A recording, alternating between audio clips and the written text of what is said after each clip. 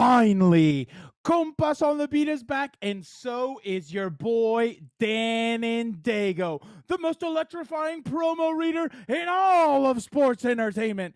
Can't believe that slacker, Gilberto, pushed for a week off. Are you kidding me? He was trying to kill Dan and Daygo's momentum, but no one can do that. This freight train ain't stopping, so all aboard, Gilberto! Woo! Man, it feels so good to be back, and I'm so pumped for this episode of Compas. So let's reveal our two grand guests.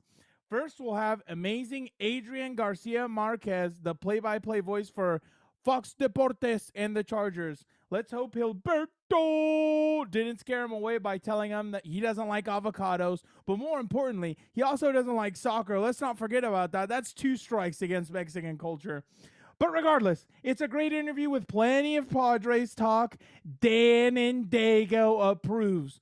Boy, that kid Tatis is good, and they're on fire right now. Then we'll be joined by Joe Reedy, also known as Uncle Joe. He's fantastic do-it-all reporter for the Associated Press, but I'm not happy with Uncle Joe right now. Somehow, this Gilberto opened his brain up, went in there and started teetering and tattering around and brainwashed poor Uncle Joe into thinking that my boy Timothy Tebow, that's right, for everyone hearing, Tim Tebow won't make the Jaguars 53-man roster. You fools.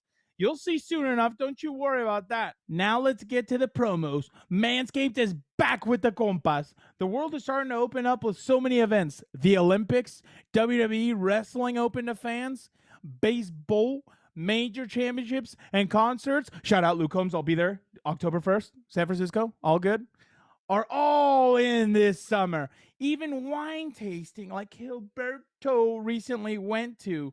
So if you're planning on many summer activities like that slacker Gilberto, make sure that you take care of your below-the-waist trimming needs before stepping out, and Manscaped has got you covered. The Performance Package 4.0 from Manscaped is here to help you get ready. Inside, you'll find your Lawnmower 4.0 trimmer, weed whacker, ear and nose hair, plus 2 free gifts. Everyone loves gifts. Performance boxer briefs and shed travel bag. Talk about a world-class dismount into a post-quarantine world.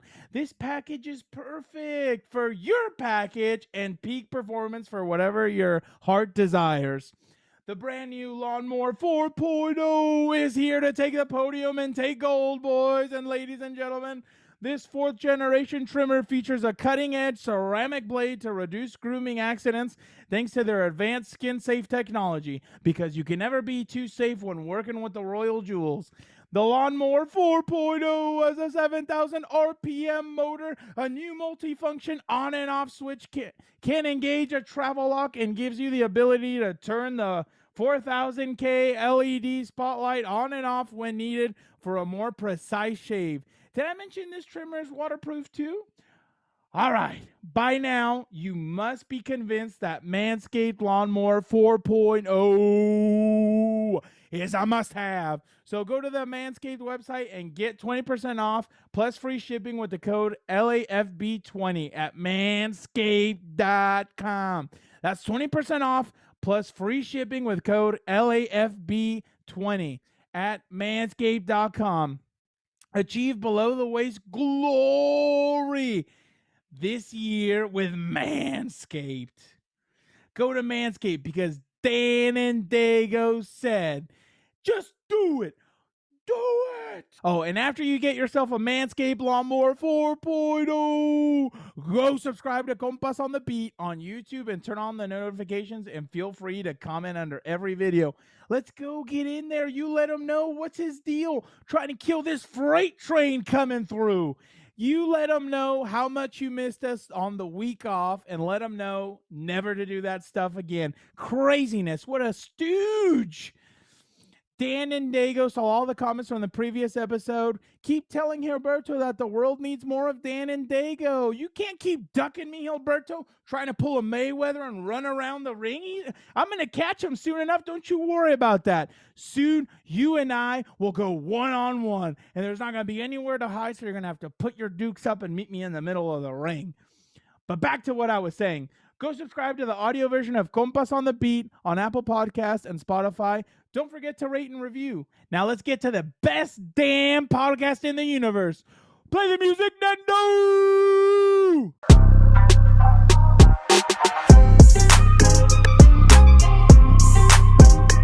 Welcome to Compas on the Beat. I'm Fernando Ramirez, Chargers beat reporter for Sports Illustrated, and with me, as always, is my co-host, my tag team partner, Gilbert Manzano, Chargers beat reporter for the OC Register and LA Daily News.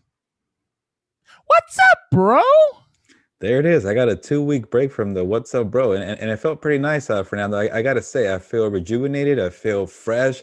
I don't know about your Dan and Daygo, your brother, saying that it's bad to take a 1 week off. I don't know what he's complaining about. I think we're fresh, we're ready, and we're gonna make great content. I don't know how you felt about that 1 week off, Fernando. I guess you're right, but I still missed it. I have too much energy over here saved up for not like getting. I don't know. I couldn't say what's up, bro, for a week. I mean, it was just kind of, I don't know. It kind of played with my emotions a little bit, but Gilbert, tell the listeners about our Korean barbecue outing with Dan and Daygo and Uncle Joe. It seems like you two really got along this time. Yeah, Dan and Daygo's calling me out, but I just saw him in person. What was it, a week ago? I spent about a week ago. Yeah, I spent my vacation next to this guy. Dan and Daygo sat to the left of me. We had Korean barbecue, and Joe Reedy was to the right of me, who we're going to talk to later on. And I'm really liking Joe right now. Uncle Joe, he's on my side on the whole, will Tim Tebow make the Jaguars final roster? So when we kind of ganged up on Dan and Daygo, he got all flustered and frustrated, and he didn't have his cowboy hat to kind of hide under. So he was huffing and puffing. I think he was dropping some F-bombs next to some kids behind us. So I don't know. Dan and Daygo left that out in his promo, but he was a little rattled. Oh, we're dry snitching now. No, and you know what, people? I'm in the middle of this. You guys are going to hear later when we talk to Uncle Joe, but I'm in the middle of this, and I have to sit there, and then these guys get to leave. I'm in the car, and I'm sitting there, and I'm listening to 30 minutes straight of why Tim Tebow's going to make the roster. So thank you guys for that. That was interesting. You guys want to know what the funniest thing about the Korean barbecue was? Is that Dan and Daygo orders ramen, like ramen soup or whatever, and he starts eating and he's like, dude, it is spicy, and he starts sweating. Well, the food hadn't gotten there, so he ordered it as soon as we ordered our food, and I start making the Korean barbecue and everything. And then Gilbert's like, you know what? I think I'm going to have one of those. Bring me a ramen. And so Dan and Daygo finishes his. He has a little bit of what we ordered to the middle. And then we're done eating. And they bring out Gilbert's ramen. And Gilbert's like, oh, my God, I don't know if I'm going to be able to eat all this. Gilbert, what was going through your head? Hey, it looked good. And it was spicy. It wasn't spicy. You know me, I'm the realist Mexicano out here. So I don't know about Dan and Daygo. I look mustache. Yeah, there we go. Spicy, no avocados. Let's get that right. But yes, I like the spiciness. But yeah, you're right. I was full by the end. It was kind of a different, unique Korean barbecue setup. Usually we go to all you can eat, just order like crazy. But this one was like, I think it was better quality meat. It was authentic Korean foods. That's why it tasted better. I was like, you know what? We only got 3 options of meat, but all of them were very good, and it was enough. It was full. I got full. So yeah, they brought my ramen pretty late. I saw Dan and Daygo, eating that up. And what was up with Dan and Daygo? He wasn't really eating a lot of the meat. He was really into the ramen, so he liked it. So I got one, and it was, for me, it was too late because, dude, I eat everything. I'm the type of guy that eats the little sides that come on the pancake. Oh yeah, I started kimchi. Right through those too. Yeah, the spicy pepinos that I saw there. Was the cheese and the corn on the thing, and the egg too. Those were different. I ate all that. So yeah. And I had my big old beer. So I got full, man, but it was good. I'll say that. No, and it was a good time. I mean, we talked about everything, WWE, about everything. I mean, basically what we talk about, that's why we started this Compas on the Beat, because basically what we're talking about while we're hanging out, that's what we did here. And the reason why we got together, I mean, obviously to see each other and hang out and everything, but we went to a good friend of the show, Frosty Rutgers camp earlier that day. It was very interesting. Gilbert, I've been to a lot of different camps from athletes. I'm sure you have as well.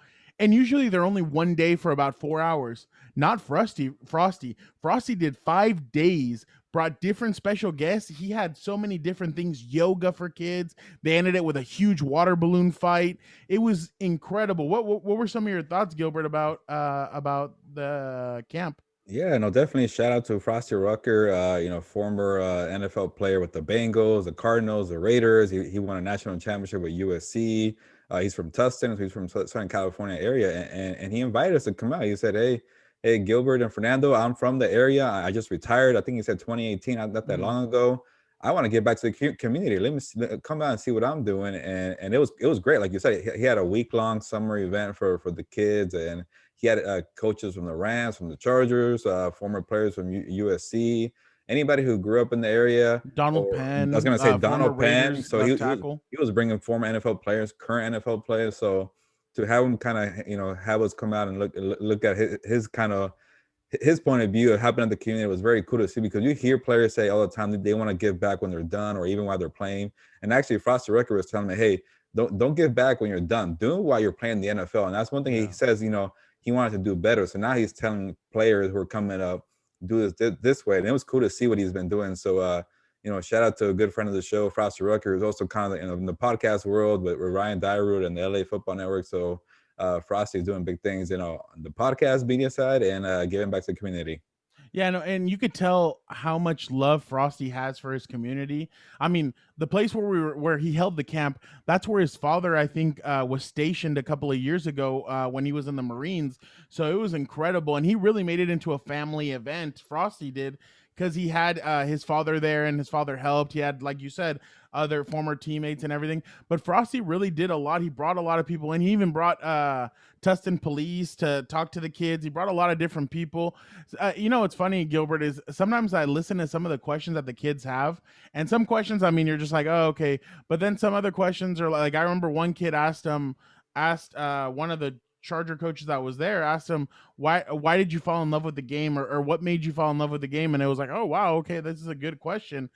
So I'm always interested in what kids are going to ask guests. So I was really impressed by that. I was hoping Frosty wouldn't bring us up there to say anything, because I don't know what I would have said. So, but definitely it was a good experience, just because you got to see everything. Like, you got to see everything. It was numerous days, like we said, and you got to kind of see him do different things with the kids. And then obviously the whole that really Gilbert, to me, showed me a lot when he was doing the yoga. I was like, oh wow, like yoga for kids, and kind of learning them how to stretch and everything. That was pretty impressive. Yeah, I was hoping Frosty would invite me and Danny and Daygo to have a yoga session, and that when the feud would clear out, just be relaxed and have a good time. But no, that's why we're still fighting and bickering. But yeah, so it was cool to kind of get together, and that's why we had Korean barbecue after, and it felt like a good event, good time to come out. So and July, it's all about the camps. I went to the one with Brandon Staley and Fernando. You had your own little experience as well, so I'll let you kind of share that. But overall, it's been a good July for camps, and this is the time of year where kind of players give back, and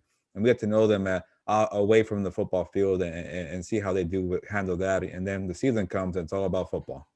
What's funny, Gilbert, is that I noticed when you talked about my own experience, when the way athletes interact with kids is usually a lot. I feel like some guys are different. Some guys are standoffish. Other guys are on their phone. And I mean, I'm not trying to call anybody out. It's just that's the nature of how this is. Some guys are kids guys. Other people are not. And so Keenan Allen, Chargers receiver, had a camp down here, or had a camp in San Diego in Torrey Pines. First off, let's just clear the air. Basically, the reason why he had the camp in San Diego, everybody's asking, oh, why in San Diego? The thing is that San Diego's still close to Keenan's heart. He has an AAU basketball team down here called the Slayers. It's funny. Keenan Allen's there's only one player in the NFL that has an AAU team, and that's Keenan Allen. Really? So that's incredible. I didn't know that. The only one. The only one. So Keenan loves his AAU guys. He's really doing a lot for the kids in the community, helping kids get scholarships, trying to help them get scholarships for basketball and do everything. And then obviously maintain a good grade point average. So Keenan was drafted by the San Diego Chargers in 2013. It's funny, in my story, I wrote that he fell into their lap. He really did. He was a first round talent, had a knee injury his senior year, or in his last year. And that's why he fell to the third round. I remember John Gruden was like, heck, I thought we were going to hear Keenan Allen's name called in the first round. How is it that we made it to the third round and his name had just gotten called? So yeah, Keenan loves San Diego. He still he says he comes down here a lot as well. So Keenan decided to have his camp at Torrey Pines. When I showed up, I didn't know what to expect, and I show up and there's a long line. Gilbert, when I say a long line, like, it was humongous. I was like, okay, wow, like there's easily 250 kids, if not more, Wow. that attended. And I talked to a Chargers fan who, do you remember, I can't remember his first name, but he always has a sombrero on during training camp, and it says Chargers on it and everything. I don't know if you remember his name. Okay, so he's a good friend. I just can't remember right now, but so I was talking to him, and he was telling me that there's still a lot of Charger fans down here. He's like, we commute, we travel, we do all that. He said he went to Miami last year for the Chargers Dolphins game. I'm like, why'd you make the trip all the way out there? He's like, dude, it was my first chance to get to see Justin. I'm like, oh, so you love your quarterback? He's like, oh my God. He's like, that our quarterback is incredible. But now let's get to, so that was pretty interesting. That's why there was such a huge turnout. So Keenan had his camp. It was pretty good. He in his station. So he had different stations because, like I told you, it was over 250 to 350 kids. In his station, they were playing 10 on 10 with him and Jay Yajere-Tutu, a former Chargers wide receiver. He was playing quarterback for them. Keenan was playing quarterback for his team.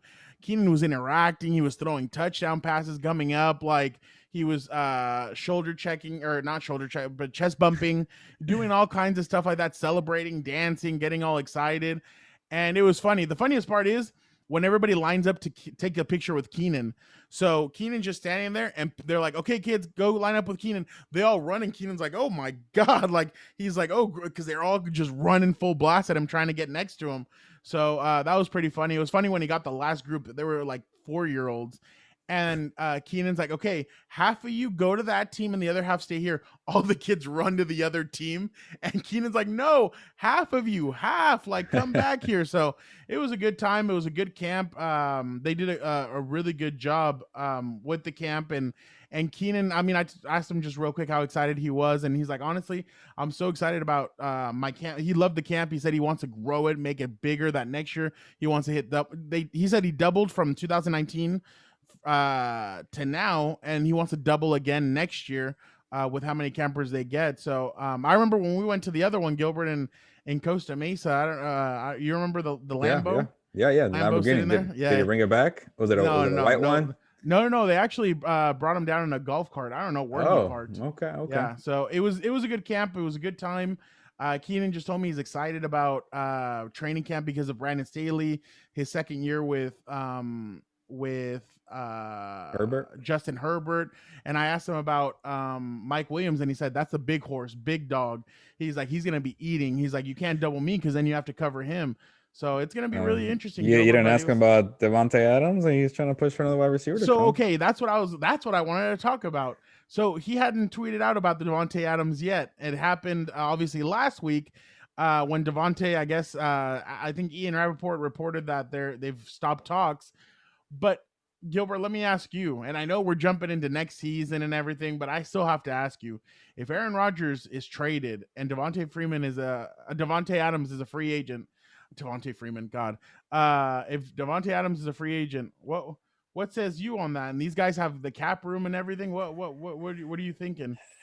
Yep, but if you're going all out for Davante Adams, who probably wants to become the highest paid wide receiver in the NFL, yeah, exactly. No Mike Williams. It's going to be it's a lot. Would Davante take a pay cut to be similar? 20 and 20. Keenan earns 20.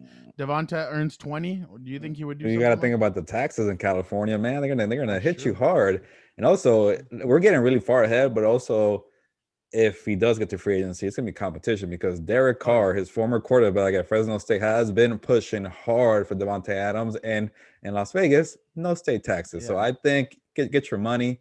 But yeah, if you want to play with Justin Herbert and you see Keenan Allen and make your life easier after you've been playing with Aaron Rodgers, then you go there. But if you want to kind of have, some bigger cash and play with a former college teammate, and go to the Raiders. So if he does get that far, I don't know if you're the Packers, imagine giving up Aaron Rodgers and Davante Adams in a 1-year span. I don't know what's going on there, but say that happens, it's going to be a pretty fun free agency come next March. But let's get to the games and let's see what Mike Williams does. Maybe Mike Williams has a big, massive year and he's going to come back. Oh, that's what I think is going to end up happening. I think Mike's going to have a huge year. But I read somewhere where the Philadelphia Eagles are preparing a massive trade to try and get Davante Adams and Aaron Rodgers. and like I guess they have. Where did you see this rumor? I saw it. Some Eagles beat writer retweeted. Credible? Somebody. Oh, I had a check mark. Well, you know what? I don't know if that really means anything. Yeah, no, exactly. But hey, I'm all about talking about this. Can you imagine if the Eagles have 3 first-round draft picks next season, this upcoming draft? Can you imagine if they ended up getting Aaron Rodgers and Devontae Adams on that Eagles team? That'd be something killer. That'd be a pretty big get, but I wonder what the package would be. You give 10 first-round picks, man. You got Jalen Hurts. I guess, but yeah, Hey. I don't know. It would be crazy. I know we're jumping into it, but we're jumping all around. But honestly, I think what we need to do right now is get to our 2 guests, Gilbert. Unless you got something else, are you good? No, we got a jam-packed show after a week off. We had to get 2 guests, so let's get to it. And no Dan and Daygo, right? It's going to be you introducing. Yeah, no. First, we're going to talk to Adrian Garcia-Marquez, the Spanish voice of the Chargers, and then we'll come back with our special Uncle Joe. You don't want to miss it, Gilbert. You want to stay right here with me.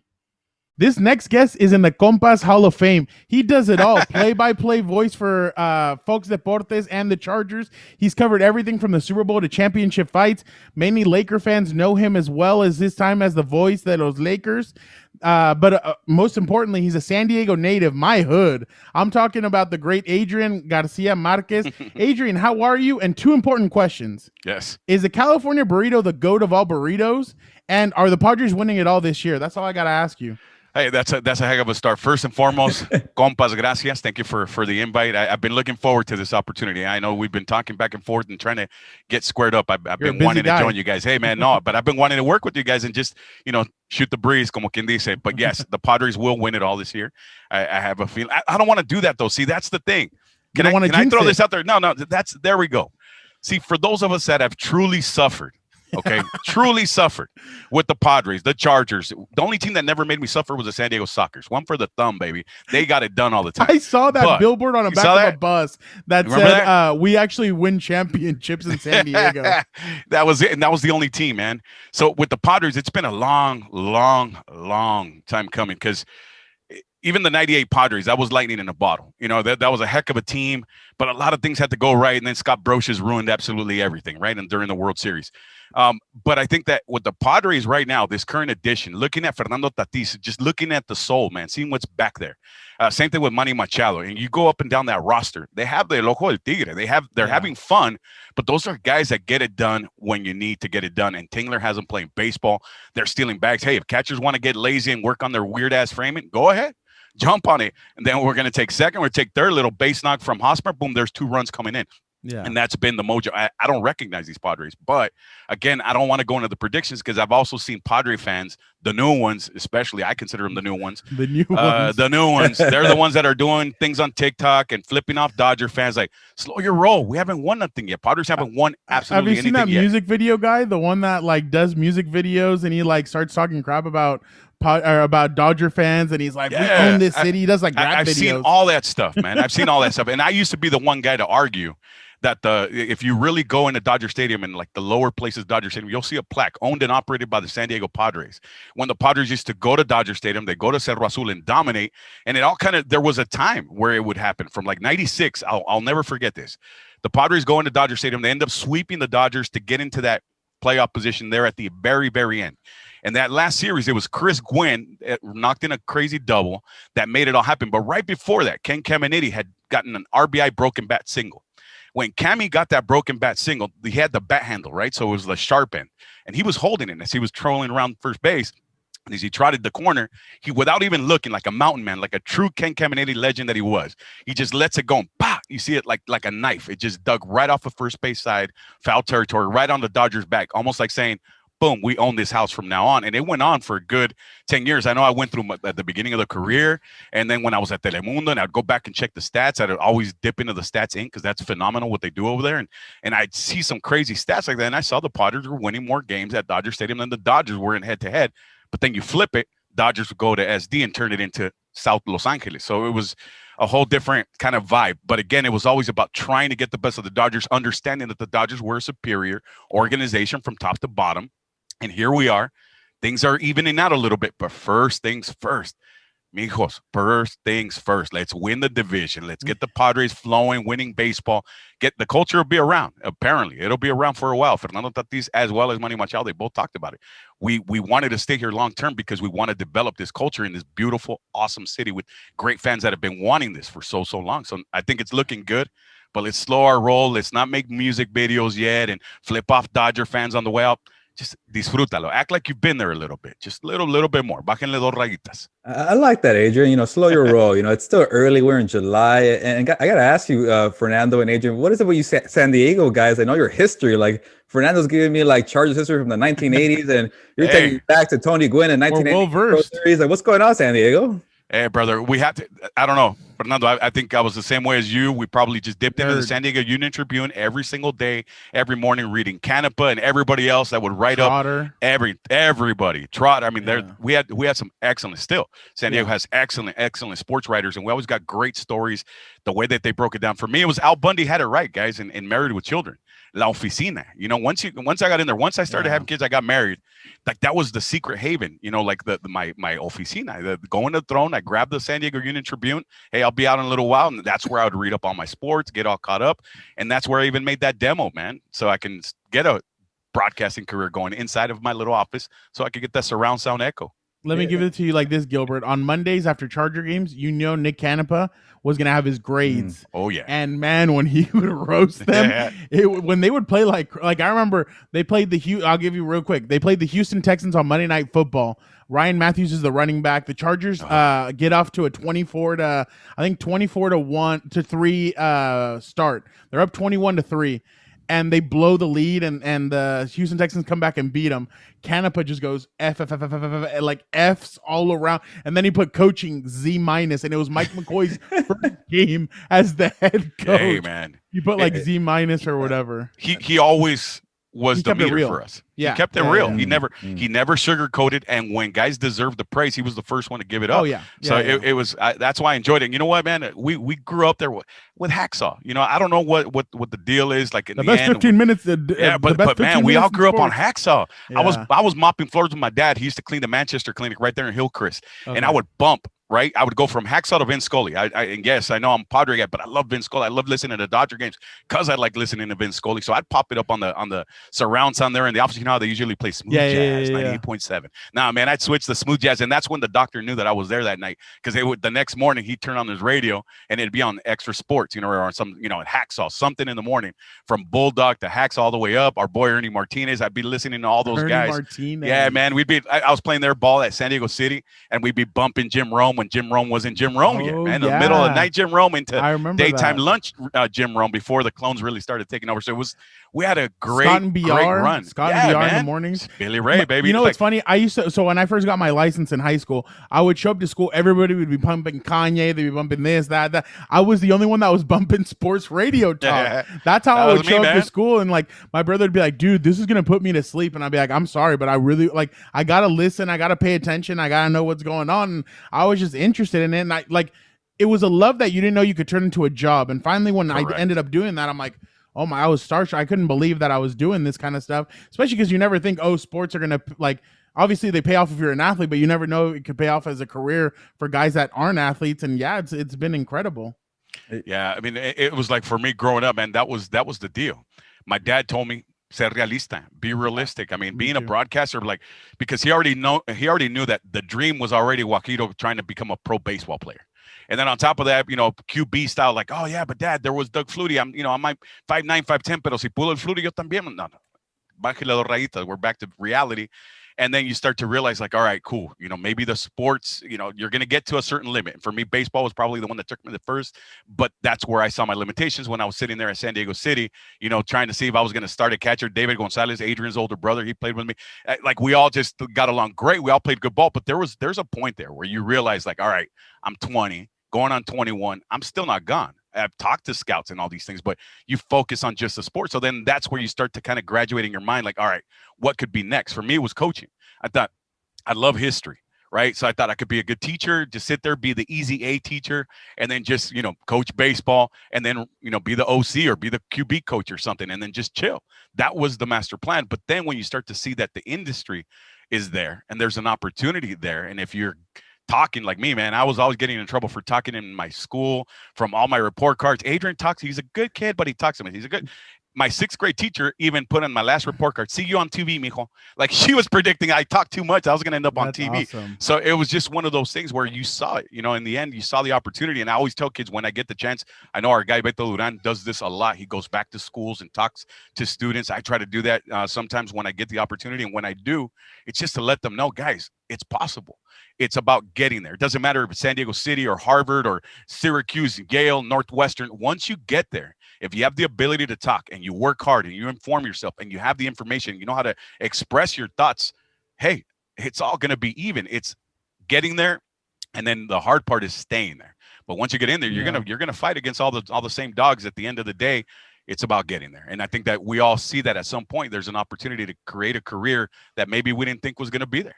Adrian, let me be your hype man because I got to give out your resume. You've covered everything from Super Bowls to the World Series, championship fights to, big soccer tournaments that we couldn't even get you on the show, man, like you said, because you're doing the MLB All-Star game.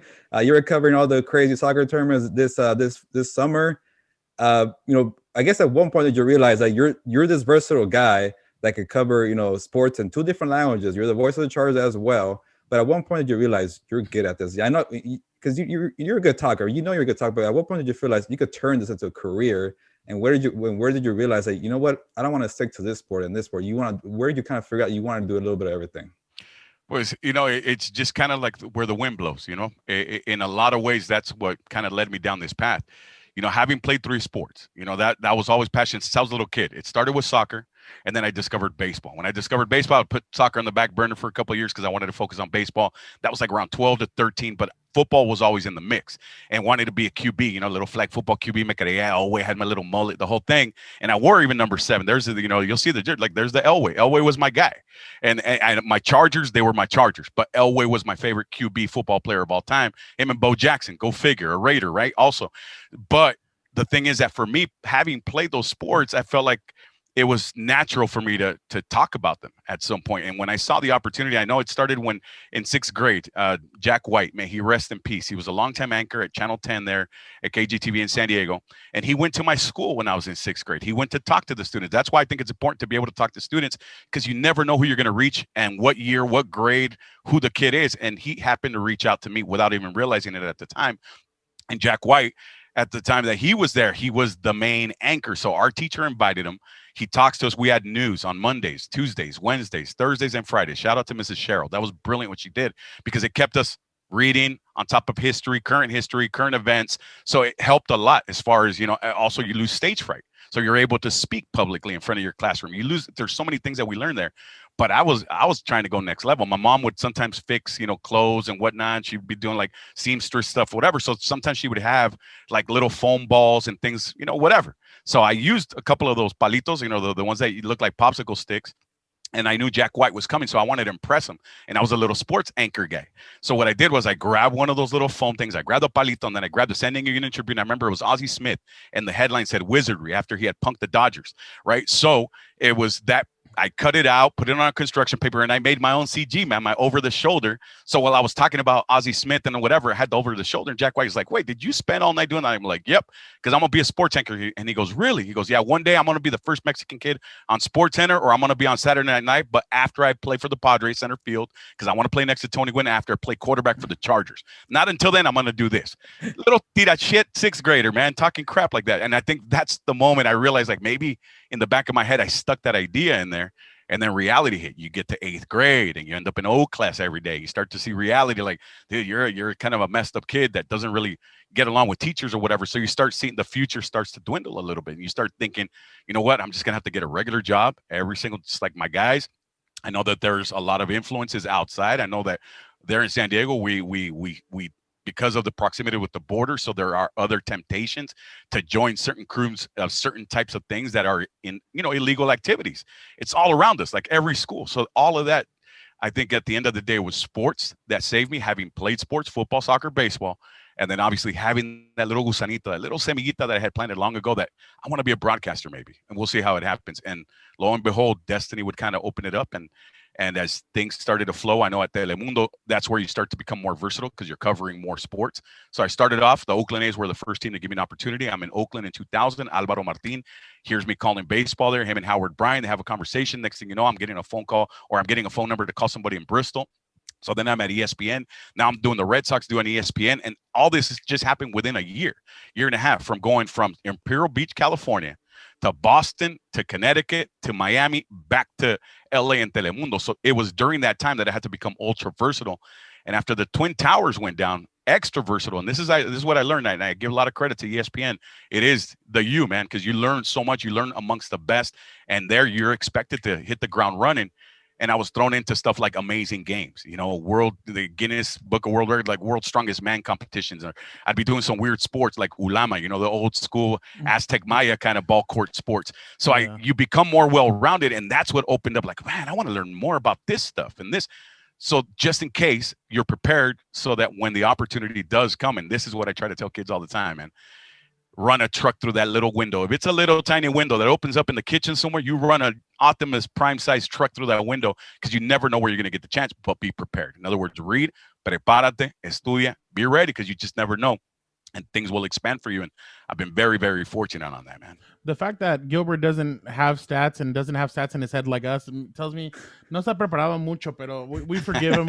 We still love him. But Adrian, I'm going to shock you, speaking of Gilbert right now. A ver. Can you believe that Gilbert doesn't like soccer? So I'm gonna exclude him out of this next question. You believe it? He's different. I apologize on behalf of him. But what were your biggest takeaways from the Euros and Copa America? Well, first and foremost, you know what? I'm with Gilbert on this, man. There's a lot of heads that just. And I think it's part of, we talked about Jim Rome. Jim Rome, for those people that are the clones that would follow, they would always talk crap about soccer. So it created a culture to kind of not love soccer. Okay.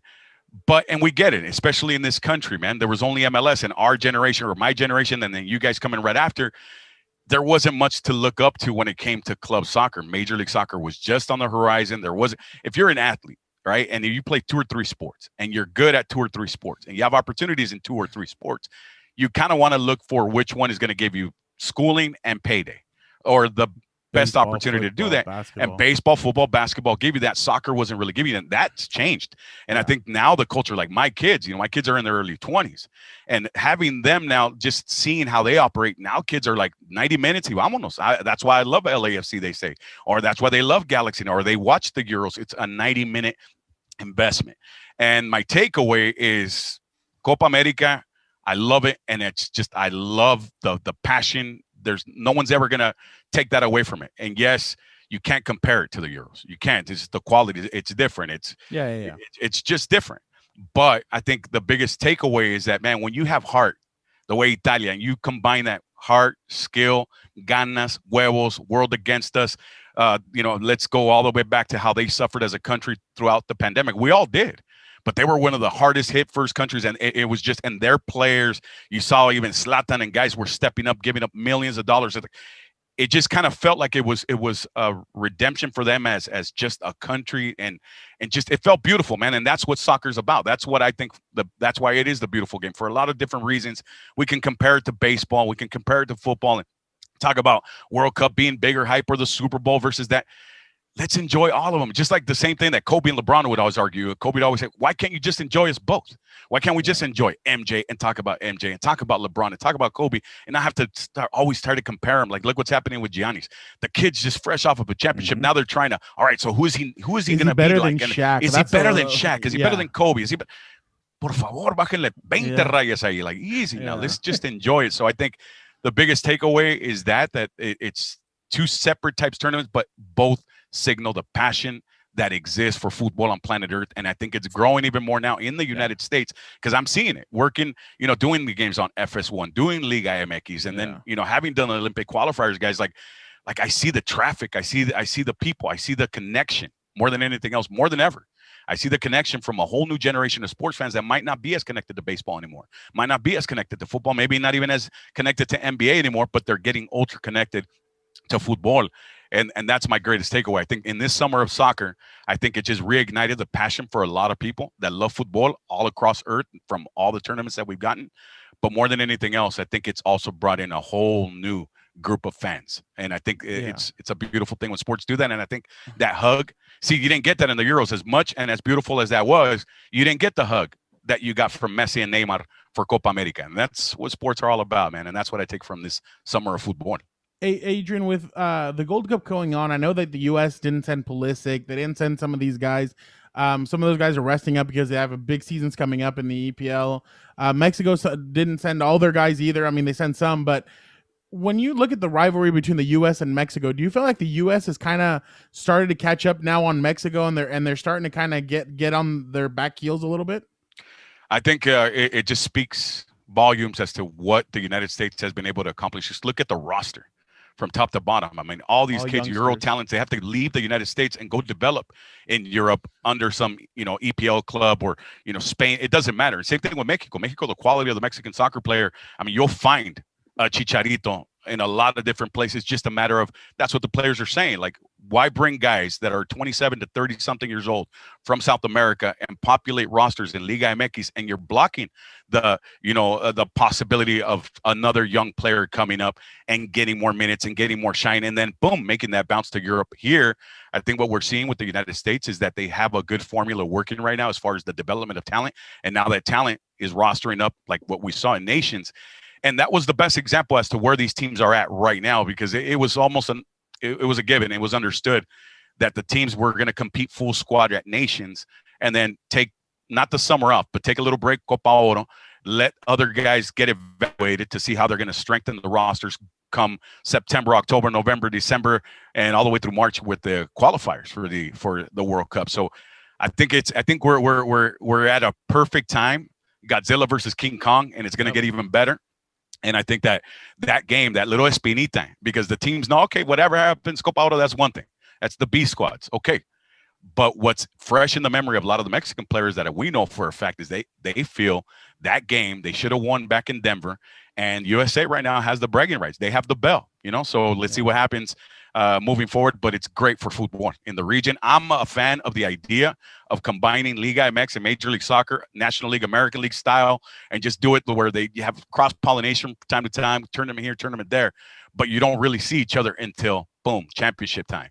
And I don't know. I just would like to see a Superliga in North America, NASL. Again, we're back to the San Diego Sockers, baby. That's how it all started. Hugo Sanchez playing for my Sockers.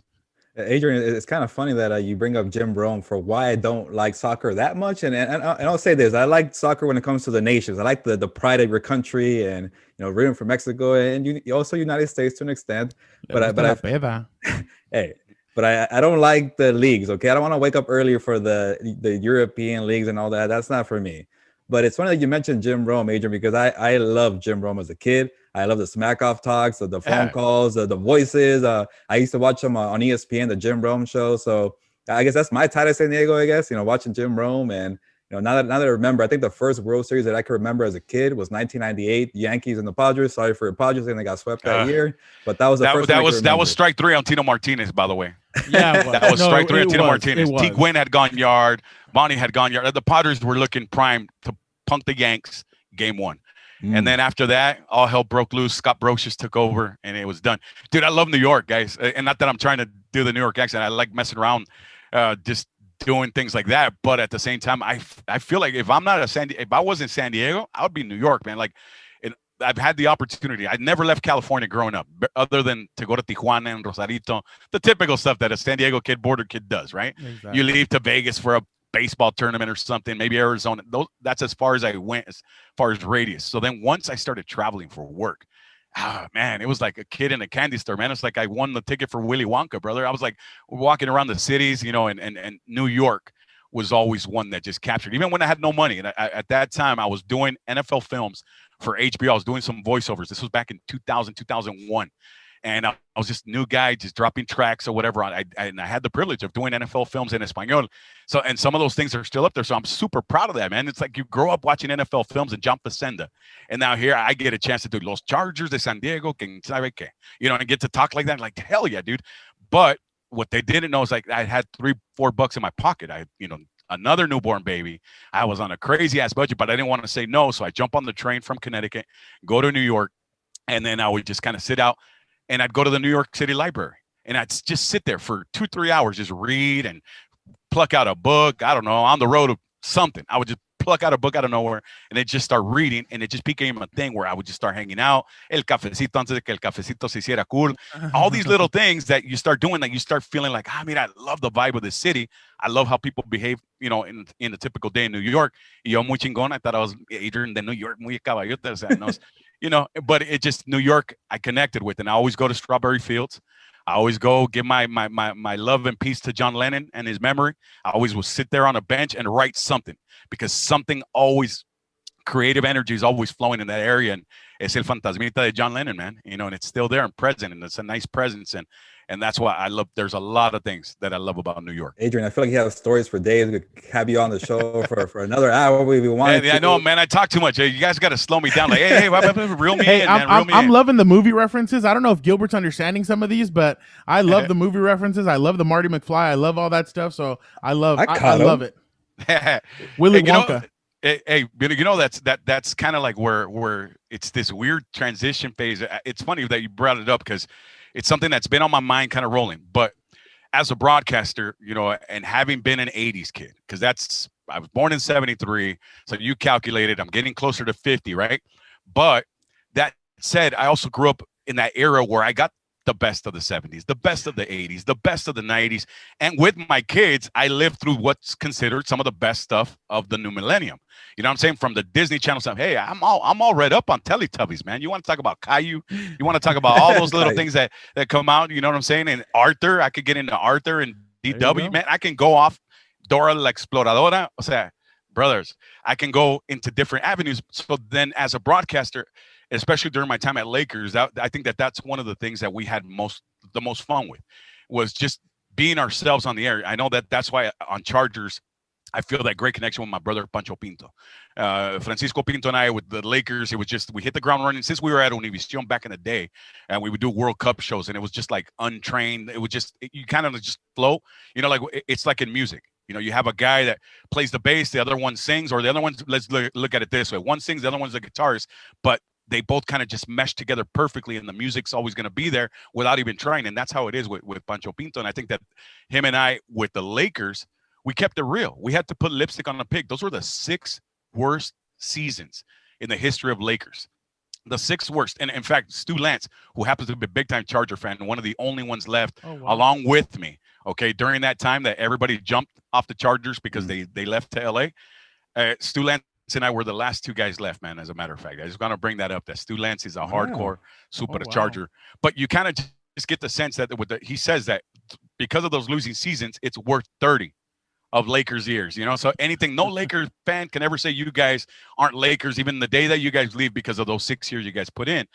And because of that, and we knew it was tough with Robert Sacre. What are you going to say about Robert Sacre, brother? Like, he's a good dude. He gave it his energy, but he was part of that crew that where Chris Kamen's laying down on the bench there in Cleveland. Like, it was just a lot of weird stuff happening at the time. But on the air, Nick Young doing hey, that's Swaggy 3, Papa. Swaggy 3 is siempre. Rico Swaggy was always on point, at least for the entertainment. But that was it, you know. And Pancho and I, back to the entertainment. So we had to find a way to connect with the audience. So a lot of times there were pop culture references. LA is Hollywood. LA Lakers are Hollywood. So you kind of like, if somebody was there, you know, from Star Wars, and she was sitting there, you know, like Daisy Ridley, you know, she would go to Laker games, and then mira, está Daisy Ridley, and I start talking. Then I'd just sneak in Star Wars references, and there was a lot of group like, what the hell is he talking about? Who's Han Solo? Like, whoa, what? Whoa, you talking about who? But you would see it, and then that's when it hit me like, whoa, wait a minute now. I better slow my roll in my references, because I'm going to age myself a lot quicker than I realized, because there's going to be kids that aren't going to get a Han Solo Chewbacca reference. You know what I'm saying? And I think that that's where we're at. So it's kind of like, it's not that we think about what pop culture references are going to pop up, because that's how my mind works, man. It's like, it kicks in, I plug into the game, and then sometimes I don't even know what stupid crap I said that night. And sometimes it just, that's how it goes. You know what I'm saying? But I think a lot of that is the connection with the entertainment industry, the movies, the music, and then you mix in the cross culture. Sometimes I'm going to mention El Buki. Sometimes I'm going to mention Don Chente, you know, and somebody's going to, who the hell is Buki? Like, you know, hey, ni modo. If you get it, you get it. And that's where he's going to fly. And that's how we do it. That's how we do it with Chargers now. That's what happens on here, huh, Gilbert? Hey, there's some things you don't know either, Fernando. It's kind of things you don't know the pop culture over here, man. Well, Adrian, But let who me tell doesn't you, know those Han Solo? That's crazy to me. those people failed their parents failed them if they don't know who Han Solo and Right. Chewbacca are. Yeah, and I think 9 out of 10 will know. Yeah, But then if you start getting a little bit like, you know, break the it down. Warriors, like, Yeah. okay, let's go deeper. The movie The Warriors, you know, and I brought up like Warriors, come on. And then I know like, where's that from? I'm like, a ver, espérame. You have not seen The Warriors? And then I said, take a step back. Okay, they have not seen The Warriors. It's not really, it's a cult classic for us. Just like the 5 deadly Venoms. You can ask somebody, hey, you have not seen the 5 deadly Venoms? ¿Qué te pasa? O sea, all these little things, but you know, you understand, you know what I mean? Because there's going to be stuff that they'll ask me. You have not seen, you know, that Zac Efron movie? I'm like, no, I haven't. But I'll watch it. If you're telling me it's going to be badass, I guess I'll watch it. But hey, trade-off. You got to watch Chevy Chase Vacation, not that new one. You know, and it's just, I do. I guess I get Jedi training from my kids as to what to actually connect with and what to stay away from. You know, because I won't make Hannah Montana references. That I'll guarantee you. Just for the Chargers listeners watching this video, this podcast, this is the energy you get from Adrian, la voz of los Chargers, with Pancho, Francisco Pinto. And tell us about that a little bit. How's that going? I think it's been a year for you guys. You had to cover it during the pandemic, 2020. Yeah. But I'm guessing this is the energy you bring on that broadcast with Francisco, one of your close friends from the Chargers. I mean, the Laker days, and now Chargers together. How's that been going for you? And I think when I talked to you about that, you said that was a dream come true for you, being a hometown guy, a Charger fan, to now get to be the voice of the Chargers. Oh yeah, absolutely. And then, you know, I got the opportunity to work with Jorge Villanueva about 10 years ago, just over 10 years ago, back in 2008. I was able to go back. I do the Charger preseason games for NBC Telemundo there in San Diego back in 06, 07, but never was the connection like this. It was always kind of like third party connection. And I happened to be part of the Charger broadcast. And then the radio station itself was its own entity. And then that's when you had, you know, Jorge Villanueva running those types of things. And I was just the pregame show guy and the postgame show guy. And back then I remember I loved the challenge. You know, they said, all we have is this sponsor, and it's an Escondido Market type sponsor. But if you can get us more stuff, you know, more power to you, and then we'll see how we end up divvying up at the end. So I took that challenge and I said, okay, cool. So I like to produce that. There's the one secret thing that there's two things that, to me, I think that I like to do is a secret passion. Making sandwiches. Like I'm pretty good with anything because I got kicked out of my house at 18. So that means that I've been a master of the bologna sandwich for a long, long time, and I can just work it out in a lot of different ways. And that right there, hey, by the way, guys, that just, if you ever need recipe de bologna, cuando quieran. All right. In fact, just real quick, have you guys had bologna fried with melted mozzarella and jalapeno inside in tubitos, and then toasted the bun and then squeeze it together? Así, para que salga así. I've had that combination, but not the way you're describing. Like I mean, that, I had it before. See, for all those broke ass kids that were like, guys, I lived off the 99-cent Jumbo Jack, thank goodness. You know, all those things, you know, but the bologna sandwich, man, te conviertes en artista de la bologna. And the other thing that I'm passionate about is creating stuff, producing. Like I feel like I have more of a heart of a producer than I do as somebody that talks on the air. And that part of that challenge was precisely that. Like, okay, dude, if you can do something with this, maybe we could sell it. So then I started to go more, because we grew up right there in San Diego, more Americanized ideas, production, the Westwood ones, and the, you know, for all the way from the NBCs, ABC, CBS, and you get that broadcast quality. So I was trying to kind of put all that together, and we did. Next thing you know, Budweiser, so I shouldn't be dropping sponsors here, but Elements would jumping in there, and, you know, bigger name broadcasts, or excuse me, name brands started to jump into the broadcast, which I always felt very, very proud of. And then things just dissolved out of nowhere. They dissolved. And there was a point after that where I thought, okay, maybe I'm going to go work at Barnes & Noble. I actually applied at a Barnes & Noble because things in this business is very, very difficult at times. And sometimes you're here and you're enjoying it and you're doing well. And then all of a sudden you're out of the picture for a year, 2 years, or you're scrambling doing lawyer commercials or whatever. I've done all that stuff. So I've been humbled many, many times by this business. So in the end, you always learn a new craft, or you try to stay on point by learning something else. I've learned to be a board op, to producing, to being the tech on the road that connects all the stuff for you so we can get on air. I've learned all that stuff along the years, and especially because of that, you want to produce at the same time you have a passion for production. And in my case, that's what I think I've been able to do is with Pancho. we were able to now take that next level with the belief that the Chargers have deposited in us for this season in 2020. And they were very, very cool. The Chargers were very much like, okay, guys, look, we want to change. We want to do something a little bit different. But right now in the middle of the pandemic, in basically, let's put it this way, we can't babysit anything. So we're really going to rely on you guys to catch lightning in a bottle, do the best you can, given the circumstances, and we'll see where we're at, after a few weeks, halfway through the season. And I was very proud, so was Pancho, that they didn't have to do anything. It was just like, how are the guys in Spanish doing? Live look, boom. Everything sounded on point. We did our own music. We did our own production. We did our own pregame, our own halftime, our own post. And then the radio station would just put the elements together for us on the air. But everything else, it was Pancho, Pinto, and I. And it was a crazy 2020. It was a great learning experience being connected. I know I would see you guys rarely by the elevators. From time to time, we all didn't really see each other. We'd all be there. And the only time I think you guys would probably hear me is that when out of nowhere, they would put our voices on the SoFi PA. Now, dude, that was crazy. I was like, you know what? Man. We actually can't even hear, Gilbert.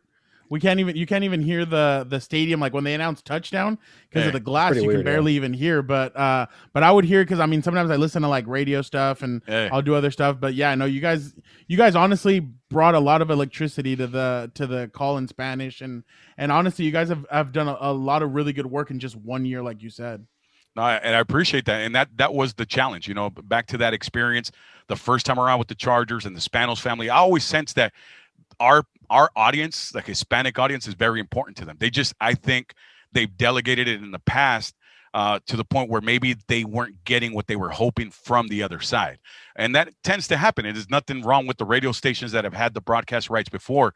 It's just that it's not that easy. If most of the cultures, if the guys that run the system, if you will, are more soccer-minded guys that have broadcasting expertise in music and entertainment. And then if there's anything as far as a sport, it'll be boxing or baseball, soccer, maybe NFL. Then you don't have somebody at the top that knows how to run an NFL type system, or how do you sell to an NFL audience. That's where I think I've taken the pride when Pancho and I both, through all the years that we've accumulated through Channel 34 Univision and 52 with Telemundo, my experiences, his experiences combined with what we did at Lakers, and now we bring all that together at Chargers. We were able to create something self-sufficient where we didn't have to be babysat by anybody, and it was a high-quality product. That's at least what our goal was always, from day one, is to present a high-quality, the best-sounding Spanish language broadcast across the NFL. And our next step, as we've tried to take it going into this season, and be more international. So we've connected with people in Jalisco that have their radio shows out there. In Mexico City, I know, the NFL girls in Mexico are there's a Charger contingent, so I'm gonna be talking to them next week. So we try to make it more internacional. At the same time, just the connections, because people want NFL, and right now, gracias al Príncipe Azul, Justin Herbert, they want Chargers, and we're gonna give it to them. Yeah, no, definitely. I mean, honestly, it's been so refreshing having you on, Adrian. It's been a lot of fun. I just have one last quick question for you. You didn't answer this at the beginning, but the California burrito. Tell how Gilbert how good it is. Okay, so I knew it. That's and this is, this is great, right? Like the good movie directors. That's how they'll start off. They'll give you some random thing, like the thing that takes out the warthog in Apocalypto, and then you use it at the end to get to the guys that are chasing them down. So we're back to the burrito. All right. So let me start off by saying, and I know I like to talk a lot, but I got to tell you the story. So Billy Bean, when I get to the Oakland A's, my very first year in Major League Baseball, Billy Bean from San Diego. Okay. We get introduced in spring training. Hey, this is Adrian. He's going to be the new voice of Los A's en Español. Oh yeah. Where are you from? I go, San Diego. Okay. So this is going to tell me everything about you. What's the best burrito in all of the United States? And I told him, and can I say the name of the place or no? Go ahead. Okay. Roberto's in Chula Vista. Se acabó. That's it. H and Broadway. And he just goes like this. Boom. Knows exactly. That was the standard. Lolitas came in and started and Lolitas was always there. Lolitas was always like, biting at the heels of Roberto's taco shop right there in Chula Vista. Always Lolitas right there on L. But it just wasn't happening. It was just like, I still would always give the edge. Then one day, somewhere in like early 2000s, Lolitas now jumped over. And then that's when they brought in Next Level, and they started creating the California burrito, where before that on the menus, it was more experimental. Hey, ponle papitas a mi burrito. And then you would go to Tecate, the same thing. Like my wife's from Tecate, so I'd go there. There's some great food, great pan dulce, by the way. If you guys want the best pan dulce you ever had, it's in Tecate, Baja California. And if you can, just drive south, get into the Valle de Guadalupe while you're at it and enjoy.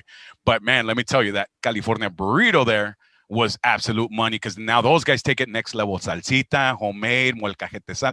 Now you're taking that California burrito to the next level. Then you started to see now 3 or 4 different something Bertos taco shops opening up the California burrito, to the point where now they've cheated the California burrito. Now they're starting to stick rice and beans. We had this conversation on Twitter not too long ago, Gilbert. We were talking, I think it was you that posted about the burrito, and I said, and both of you guys, and I said, guys, no rice, no beans, and none of that weird guacamole salsa.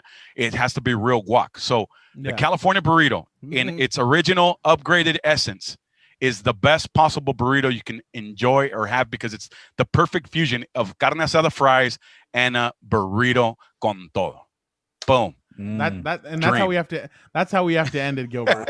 I gotta try this original California burrito from Roberto's. You never told me about this. Lolitas, bro. Oh, so Lolitas jumped up. Lolitas is right down the street. All right, next time I'm there, we're going. ¿Por qué estamos como estamos? Because of Lolitas. Hey, papito, me too, man. I have buen diente too. Hey, by the way, you guys got lucky. You guys got to taste all that stuff that's gonna be at SoFi. Like, what was up with that submarine burger? You guys got to. Like, there's going to be, all I want though, and I was trying to tell, a couple of people there at Chargers, I'm like, what we need to do literally is get like a sponsor, a cheese sponsor. There's a couple of companies that are right there in City of Industry. I don't want to say their name, but it's a big time cheese company. Why not have some Heriberto, in other words, some Príncipe Azul brisket quesadillas? Have them just combine the recipe. It's Justin Herbert's El Príncipe's recipe. Quesadillas with his own recipe on like brisket quesadillas, like con salsita fresca. Oh, look, I'm mouthwatering, ready to go. Wow. What's up? That's a good marketing, man.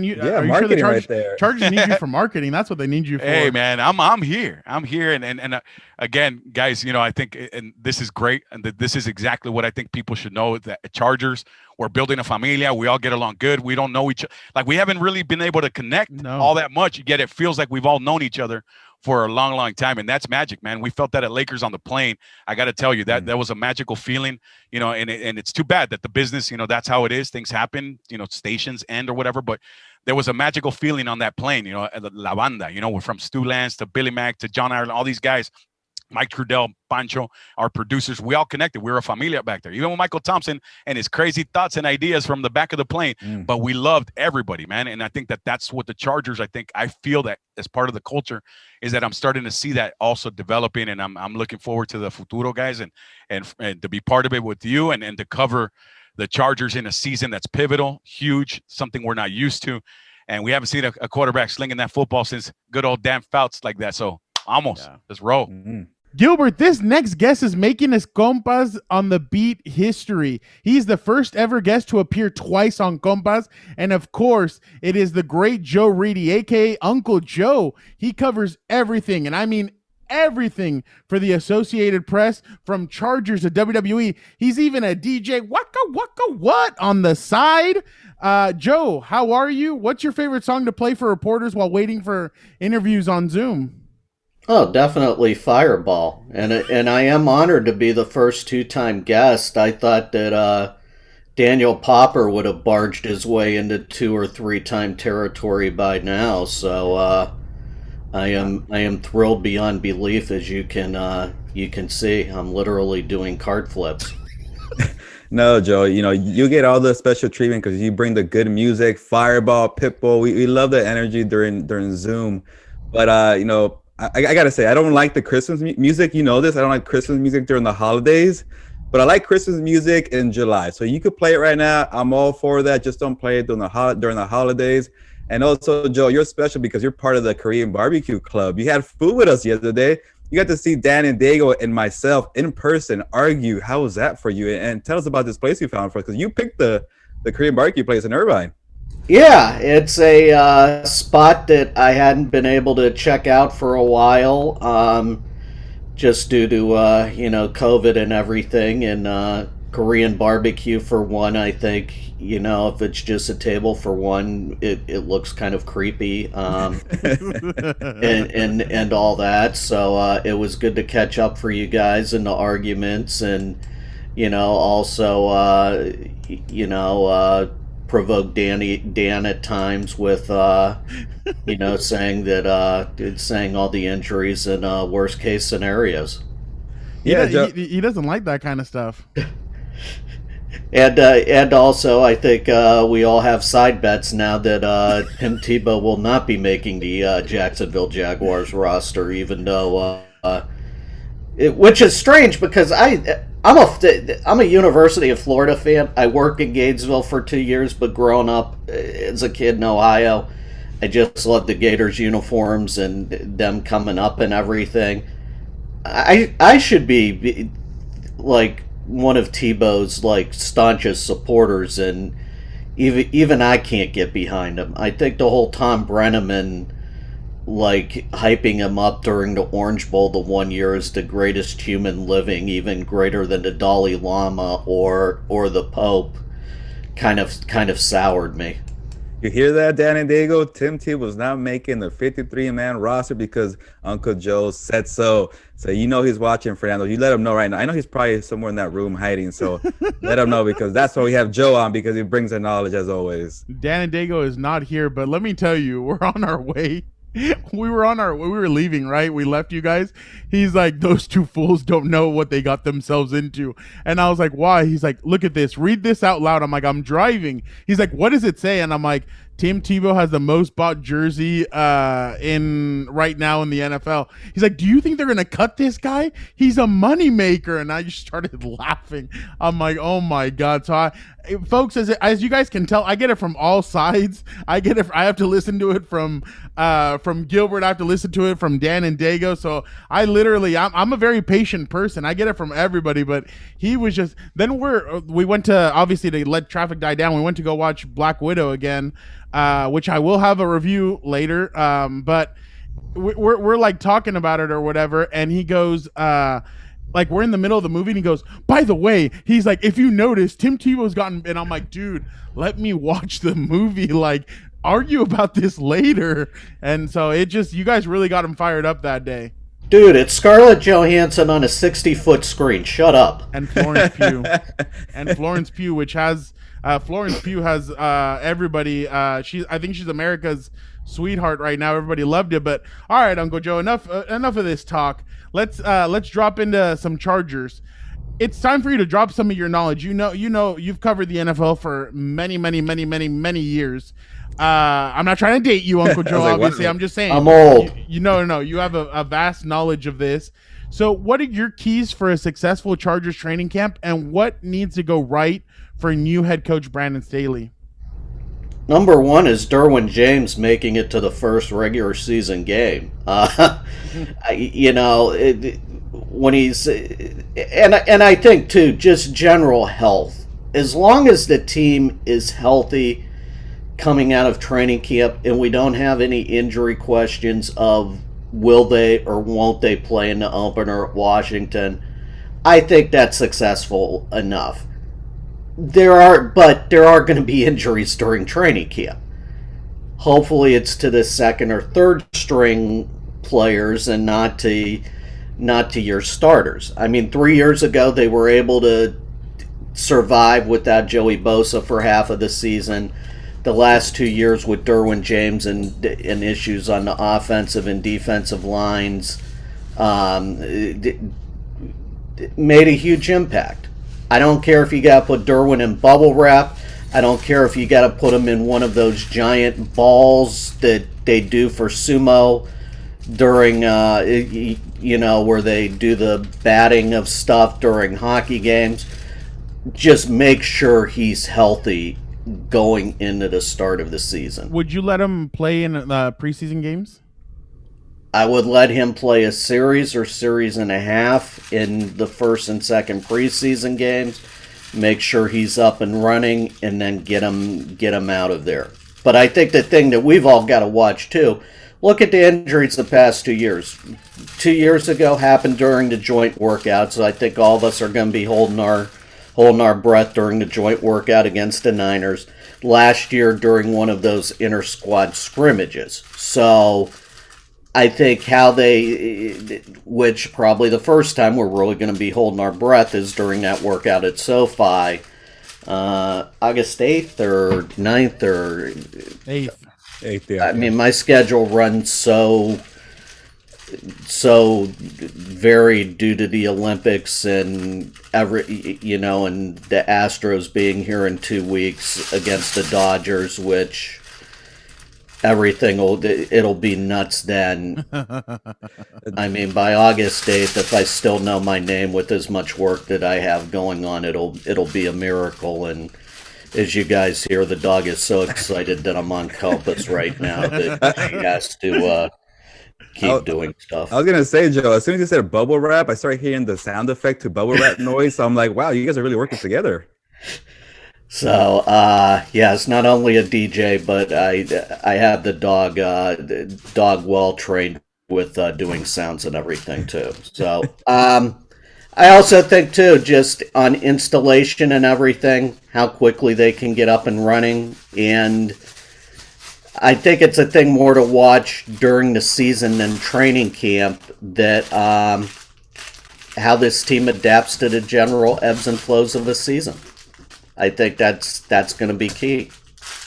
Joe, this next question is for Dan and Daygo. I'm going to keep poking them because you're on the show, and I think we're on the same team here when it comes to, Tim Tebow. So, one thing you keep saying when we get together, you like to kind of be a little instigator, Joe. You say, what about Justin Herbert? This and that about Justin Herbert? So now I'm going to ask you about Justin Herbert, Joe, and your dog could be part of it too as well. But Joe, the expectations for Justin Herbert year 2. We saw what he did as a rookie. The bar is set really high, rookie of the year. And I just keep telling Dan and Daygo and Fernando that maybe, might be a little bit of regression, new coaching staff. I'm just a little concerned about the new coaching staff, new faces. But for you, can you really surpass what he did a year ago? And can he kind of, make that bar a little higher? Or do you see some kind of a regression coming for Herbert year 2? Maybe a little bit of regression as far as, deep ball and pressure in the blitz, because those numbers last year were just phenomenal. And I think we saw maybe during the second half it regressed a little more towards the mean and average of other NFL quarterbacks. I don't know how much, though, he takes a step back because it's a new offense. So how do we compare last year's Justin Herbert against this year's with two different offensive systems? I think how quickly he can adapt to the system, how much they tailor it towards him, and how much he can raise the other players up. But I also think, too, in terms of Justin Herbert, how we evaluate year 2, a lot of that's going to depend on the offensive line. 4 new starters. Brian Bulaga's only holdover, but, how many games did Brian Bulaga play last year? So it's almost a totally new offensive line, and how quickly they adapt, especially week 1 in Washington, with that defensive line that Washington has. Slater versus Chase Young 3 years later is going to be one of the more interesting side notes of that game. And I think, too, just that offense staying healthy, especially at running back. I think there was a lot of pressure put on Herbert last year when Austin Eckler missed time. And as Fernando noted, I think you've noted in stories, that second running back spot between Kelly, Justin Jackson, and Larry Roundtree is definitely going to be one of the interesting battles during training camp. Durability issues versus confidence issues versus, short yardage, 6th round running back. That's going to be fun to watch. I think, though, how he adapts to other teams and challenges and raises his personal level is going to be a key thing too, because there's 15 games of tape out there on him. People adapt. We saw it a little bit in year 2 with Lamar Jackson, but also Lamar was able to raise his game and prove that what was on tape, he could rise above that level. So I think how much Herbert worked during the off season, and we'll see it early. We'll get a good idea from him on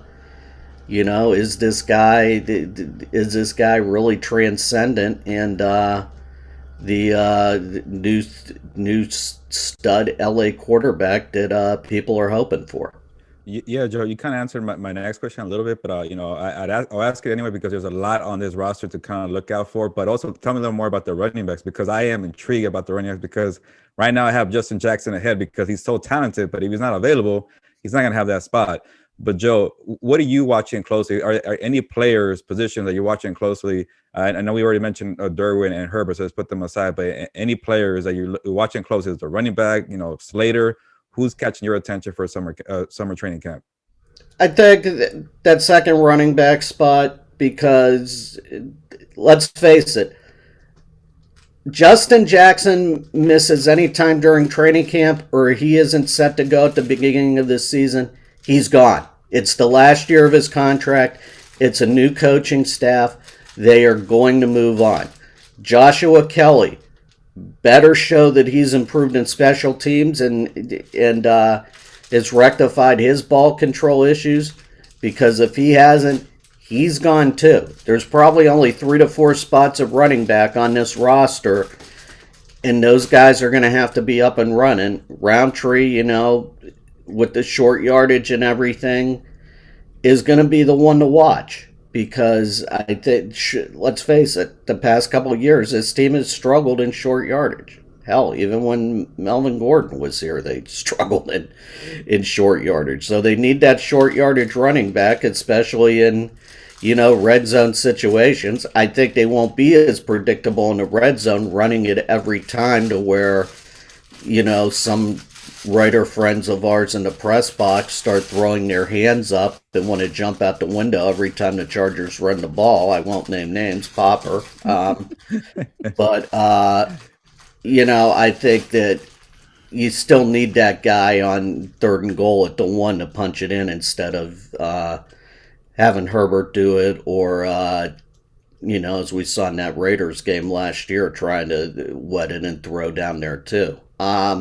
Sante Samuel, cornerback, can he quickly get up to speed? I think if he does, he's a opening day starter. Defense, adjusting to a 3-4, I think is key. I mean, Staley's system doesn't rely on linebackers a whole lot, but it's a 3-4 set, and this team has been notoriously lacking depth at linebacker. So how that goes, and then at one of the offensive guard spots, I think we all penciled in Ibushi as one of the starters the opening week, but they've got a rookie that's coming in that could excel. And I also think backup quarterback too, Chase Daniel versus Easton Stick. I give Easton a slight advantage because of 3rd year youth and everything and what he can do. Maybe they can put him in different spots and everything, but it doesn't hurt to have a dependable veteran in Chase Daniel. But I really only see this team keeping 2 quarterbacks coming out of camp, because I think they need, spots at the defensive line, and who knows, they may carry 7-8 wide receivers, because there's a lot of guys that maybe aren't familiar names, but there's a whole lot of potential there with that group. Yeah, no, and usually an undrafted guy makes the roster, but Gilbert was about to say it. He was about to say SummerSlam. I heard him. He's excited. Uncle Joe, I'm excited. Let's shift over to WWE now, because we all saw it. Roman Reigns, Gilbert's tribal chief, our tribal chief, grabs the microphone after he beats Edge and says, now the whole world can acknowledge me. Then it hits. Here comes John Cena, and he says, I'm back, letting everybody know that he returned at Money in the Bank. What do you expect at SummerSlam between him and your tribal chief? I think it's going to be a great match. And also, Cena looks in great shape. Oh, yeah, he does. talking to people who were in Fort Worth and also talking to folks at WWE, they put that down as top 5, top 6 loudest pops that they've heard of somebody coming back. Roman Reigns as a heel is very good, and he's done a good job doing that. And I think now having fans back in the stands, so he can feel that heat, is a very good thing, because let's face it, when Reigns won and Rollins was doing his thing, it's like heel versus heel at SummerSlam. And now that you've got John Cena, I think that sets up as a very good matchup. Seth Rollins versus Edge looks like one of those good matchups too. Down the line, even though nobody can compete with Seth Rollins' wardrobe that he's had the past 3-4 months. I don't know if Becky has become his fashion advisor or not, but I did like the Texas outfit with the blue stripes, blue stars blazer and everything. I think if I see Seth in Vegas, I might ask him where he got that, so I can get one of those and style and profile it during games this season. Uncle Joe, it's like you. Oh, my bad. I interrupted you. I was gonna joke. I was gonna throw out a joke, but I'll keep it to myself. No. Go aheid. No, well, when you said silent profile, I had to give you a woo.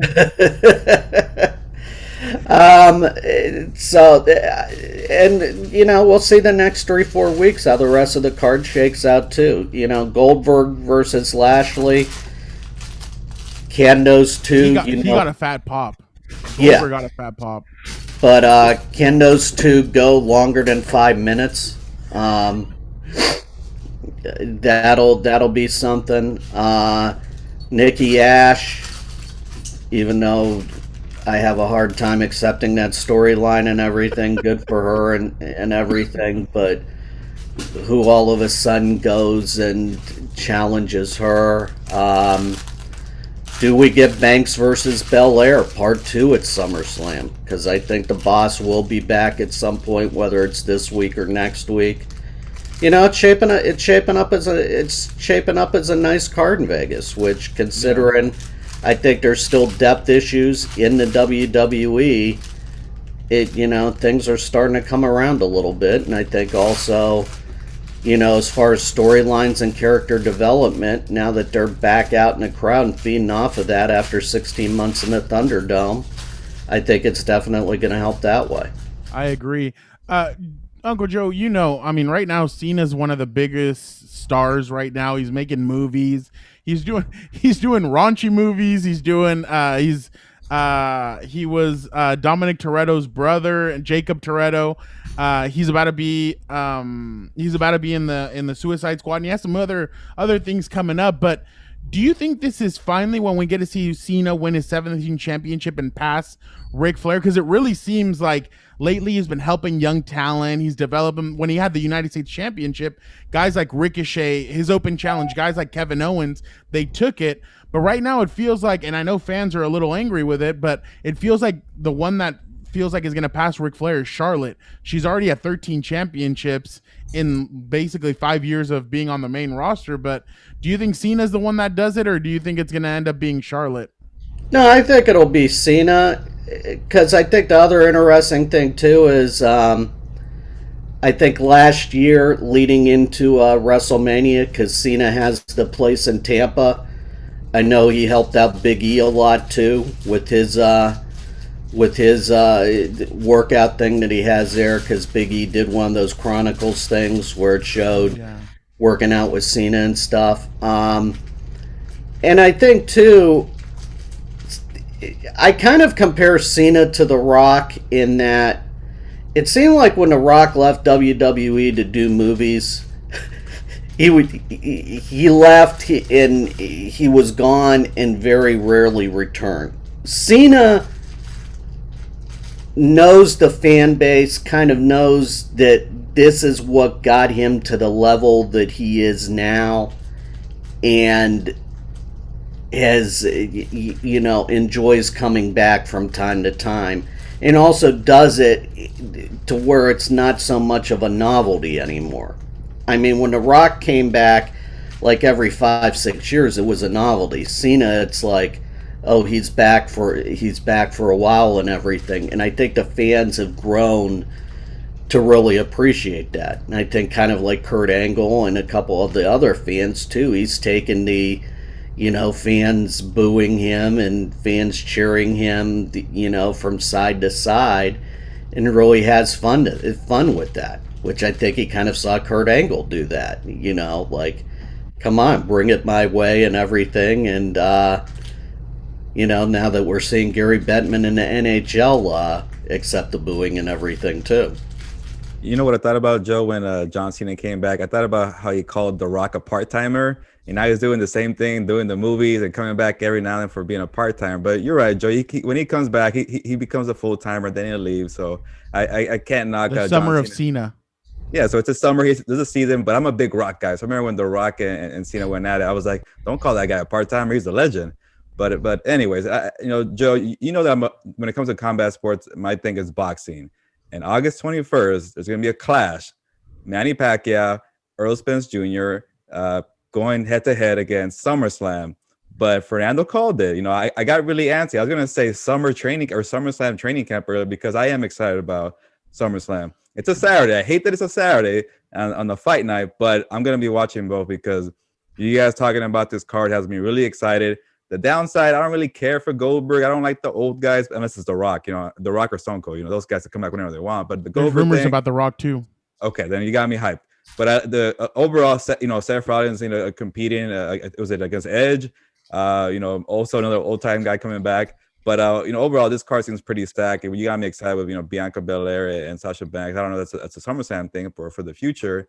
But overall, Joe, do you think this Saturday night kind of weird primetime spot at a stadium is going to deliver everything? Have a packed house in Vegas Saturday night. You think the card is living up to the potential of the venue?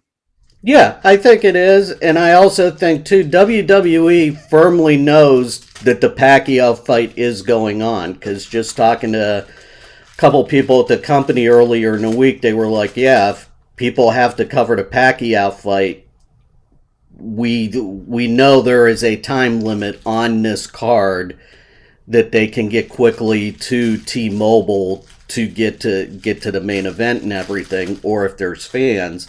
And I think it's also a great thing for Vegas, considering the past year and a half of everything that's happened. This is first time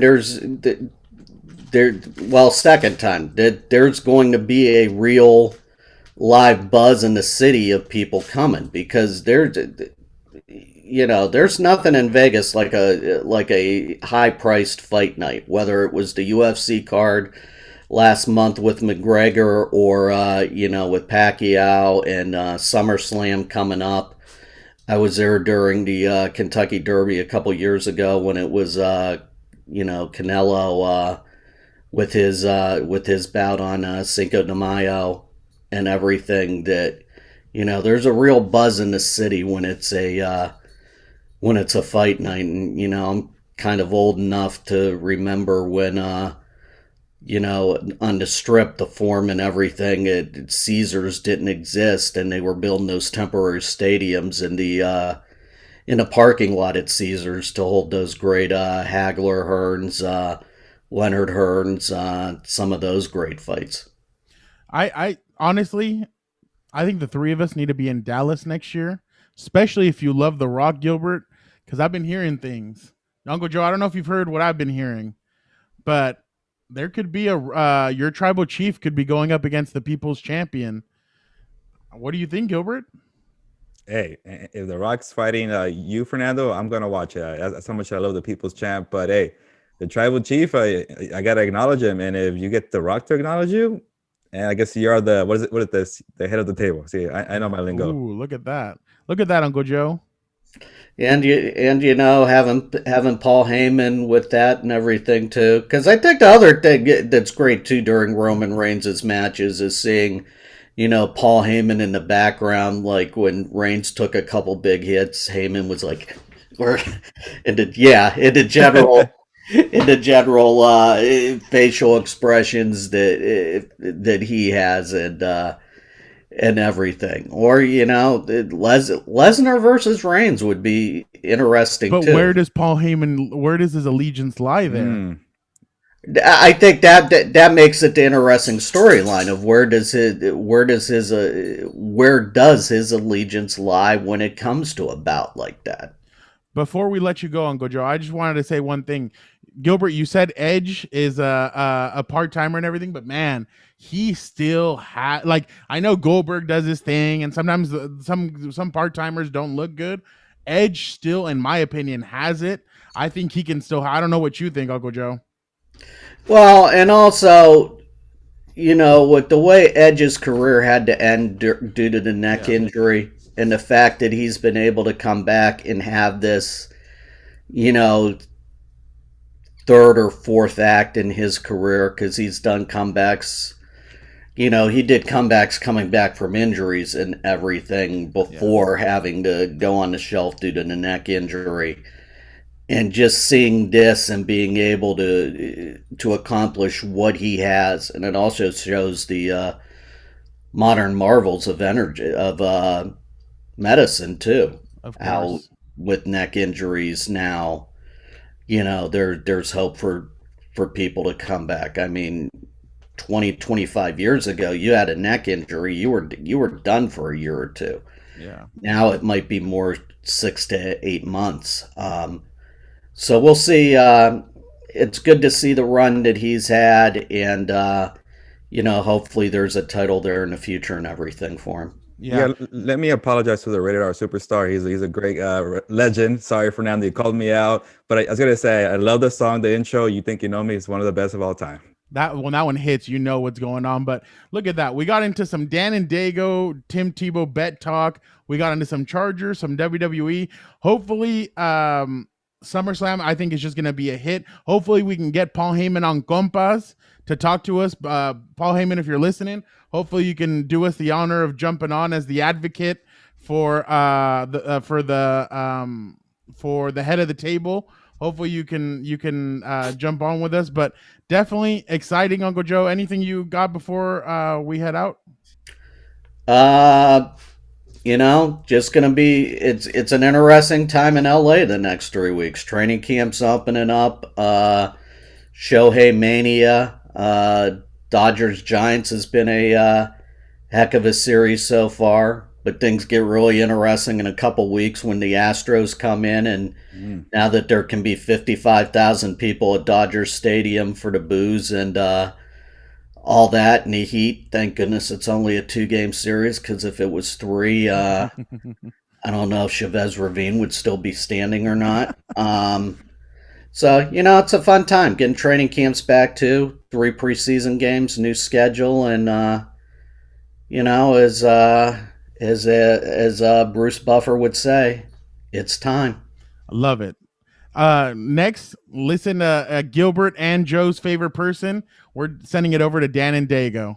Dan and Daygo is back, and I got something for you, some more inside baseball. You come on in. Sit around the fireside. It's time for a fireside chat with Dan and Daygo. Come on, everybody, get in here. Let me tell you something. Gilberto over here bad-mouthing me, saying I'm cursing in restaurants in front of children and things of the nature. You believe this douche? This clown? This clown? Are you kidding me? First off, he was the one working me up because, that Latin blood just gets hot when you're talking about my teams and all this naughtiness. First off, he starts off with this craziness of, Tim Tebow, he's not, what? Who? He's not going to make a team? What's going on? He's just a hater. Then on top of that, all this naughtiness about my quarterback, Justin Herbert? What? Are you crazy? Don't you dare speak. I don't need bad jujus getting out there in the universe, and God forbid something happens. What is he doing? Then on top of that, let me tell you, that wasn't even the worst offense. The worst offense was this dirtbag. After we were done eating, he looks at us after we had mentioned once or twice that there was a lot of traffic to get back to San Diego. Because mind you, we had to go up there to see His Royal Highness out there. God forbid he drive 40 minutes or longer down to meet us in the middle or all the way in San Diego. But on top of that, this dirtbag, this stooge, hears us say there's a lot of traffic to go back. And you know what he says? He says, okay, guys, see you later. Oh, he doesn't, no, God forbid. He'd say, compas, ven a mi casa. Come to my house. Let's have a few chelas, beers, whiskey, something. You know your boy Dan and Daygo's drinking if he's out. And no, none of that. He just says, oh, goodbye. God be with you. Really? Is that a compa? You let him know in the comment section. But anyway, let's get to this. Can you believe those two hacks? Gilberto and poor Uncle Joe being misguided. And let me tell you something. Besides the fact that they don't believe in Tim Tebow, let me tell you something. I'm about to win 2 bottles of whiskey because Uncle Joe decided to jump in on our bet with Gilberto, which is a big mistake listening to that joker right there. Gilberto thinks he knows. He doesn't know. Dan and Daygo knows. That's why I'm wearing this Ron Artest shirt, because he can't run forever. I'm going to start dropping elbows like the Heartbreak Kid and Ron Artest. That elbow's going to be heard everywhere, everywhere. But anyway, I got a job to do, and that's to get everyone to Brewery X in Anaheim this summer. I need a beer like Stone Cold Steve Austin. What? And the perfect place for beer is Brewery X in Anaheim. What? That's right. Brewery X in Anaheim is a top destination this summer. I've been saying it for weeks now. They have the best beer menu. So play Compas on the beat in the car and drive over to Brewery X in Anaheim. You won't regret it. And tell them the Compas sent you to Brewery X in Anaheim. Also, leave a review on Yelp. Write the Compas sent you to Brewery X in Anaheim. Let them know who you're rolling with your boys over here. Okay, now let's get to Una Más. And Fernando, you better ask Gilberto why he's been ducking me. He's going to get this elbow, and then he can put up the Dukes one of these days. He can't run forever trying to pull the whole rope-a-dope. That's not going to work with me. I'm like Tyson. I'm going to come in to take off his head, just like Ron Artest. Let me say it one more time. Most physical, dominant defender, just like I am on this stuff. When will he face me on the show? Tell him to name a date, sign the contract, and let's go toe-to-toe. You can't run. You can't hide. You're going to meet me in the middle of the ring, and we're going to duke it out. But forget Gilberto for right now. Una Más is about Fernando's movie and TV reviews. Take it away, Nando! Gilbert, I'm not trying to pick sides or anything, but I think Dan and Daygo's right. Name the time, the date. You don't be Tyson Fury, Deontay Wildering him. You saw that. I used it as a verb. When's this gonna happen? Man, this guy's really pushy. Like, does he not know how to promote a fight? Let the fight marinate. Let the people want this highly anticipated battle between Gilberto and Dan and Daygo. So I don't know. He wants me to do, you know how like in wrestling they have like these contract ceremonies. Come sign the contract, and then maybe I could throw Dan and Daygo through a table. So he wants me to sign a contract, bring it my way. But you know what? Thinking like a promoter, I think a good week could be the week of SummerSlam. Like that Tuesday we have Dan and Daygo. We just like promote it and come in a month. Like a pay-per-view battle. Is that a good day for you, Dan and Daygo? What is it? The week of SummerSlam, August something? I don't know right now. But August 21st is the summer. Oh, that would be the week before. It would be August 18th. I think that's the very terrible calendars. Let me see. No, I think I'm good. August 17th. 17th. Oh, all right, Dan and Daygo. You keep calling me on your promos. I think I'm ready for August 17th. Ooh, this is gonna be interesting. I have no allegiance to either. Well, I mean that's my little brother and everything, but I'm interested to see what's gonna happen that day when Dan and Daygo finally comes on. But hey, we gotta save that. This is like John Cena versus your tribal chief Roman Reigns. It's gonna be interesting. And by the way, I just want to make something clear. I messed up when we were talking to Uncle Joe. I called Paul Heyman an advocate to the tribal chief, and he's not. He's special counsel to the tribal chief. So that was my mistake. Again, Paul Heyman, would love to have you on Compas before SummerSlam. I'd love him to weigh in on Dan and Daygo and Gilbert's battle too. I think that'd be interesting. But yeah, we'd love to have Paul Heyman on. I think that'd be a great one. Just throwing it out there, Gilbert. Yeah, let's do it. But don't be making mistakes, man. Paul Heyman, here's a mistake. I know. He won't come on the show. I know, and that was my mistake. Advocate is the Brock Lesnar. Here, he's the special counsel to the tribal chief. I can't forget that. Titles right, man. I know. I get them mixed up sometimes, but something that I didn't get mixed up, Gilbert, is watching Loki. It's funny. Loki, I mean, we all know he's a different character. He's mischievous. I think he calls himself the king of mischief or something like that. I can't remember right now off the top of my head, but I have so much training camp stuff in my head. I can't think about what Loki's nickname is, but it was an interesting show. You cannot even look down at your phone for 1 second, Gilbert. 6 episodes, about 40 minutes each. You can't look at your cell phone. You have to be paying attention the whole time. I think they did a great job with it. I was impressed. I was like, wow, okay, they really took in some detail. But Gilbert, what they really did is they got me hyped for Spider-Man No Way Home. So I don't know if you've heard about this, Gilbert. This is a new Spider-Man movie coming out. There's talks. Is there a new actor in there? Or no, what? Hold on. No. It's the same actor. But there's talks that they might bring Andrew Garfield Spider-Man and Tobey Maguire Spider-Man. Okay, you got me interested into this movie. The original Spider-Man. I know. I've been giving WWE predictions and everything, and I've been right lately. Movies, I'm the same way, Gilbert. I know I'm right.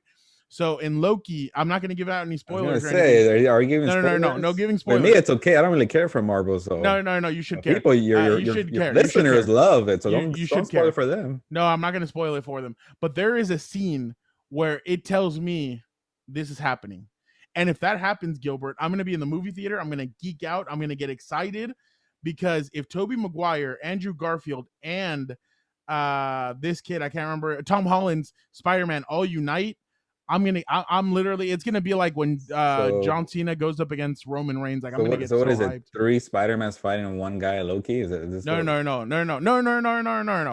Loki. It's just Loki opened the door for this to happen. The Loki show opened the door for this kind of stuff to happen, for the universe to be split into different ways, and for that to be able to happen. So that's what Loki's show did. No, what they're gonna end up doing is they're gonna probably end up fighting like villains from each other's movies that are going to come back. Like Jamie Foxx is supposed to be Electrode again.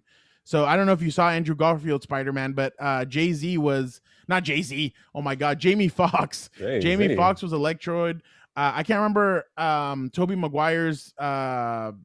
Octopus, but he's supposedly going to come back and he's going to be in this movie. So we're going to get a lot of craziness, Gilbert. I'm excited. Loki, honestly, was a solid show. I really liked it. I liked the different dynamics, the different twists.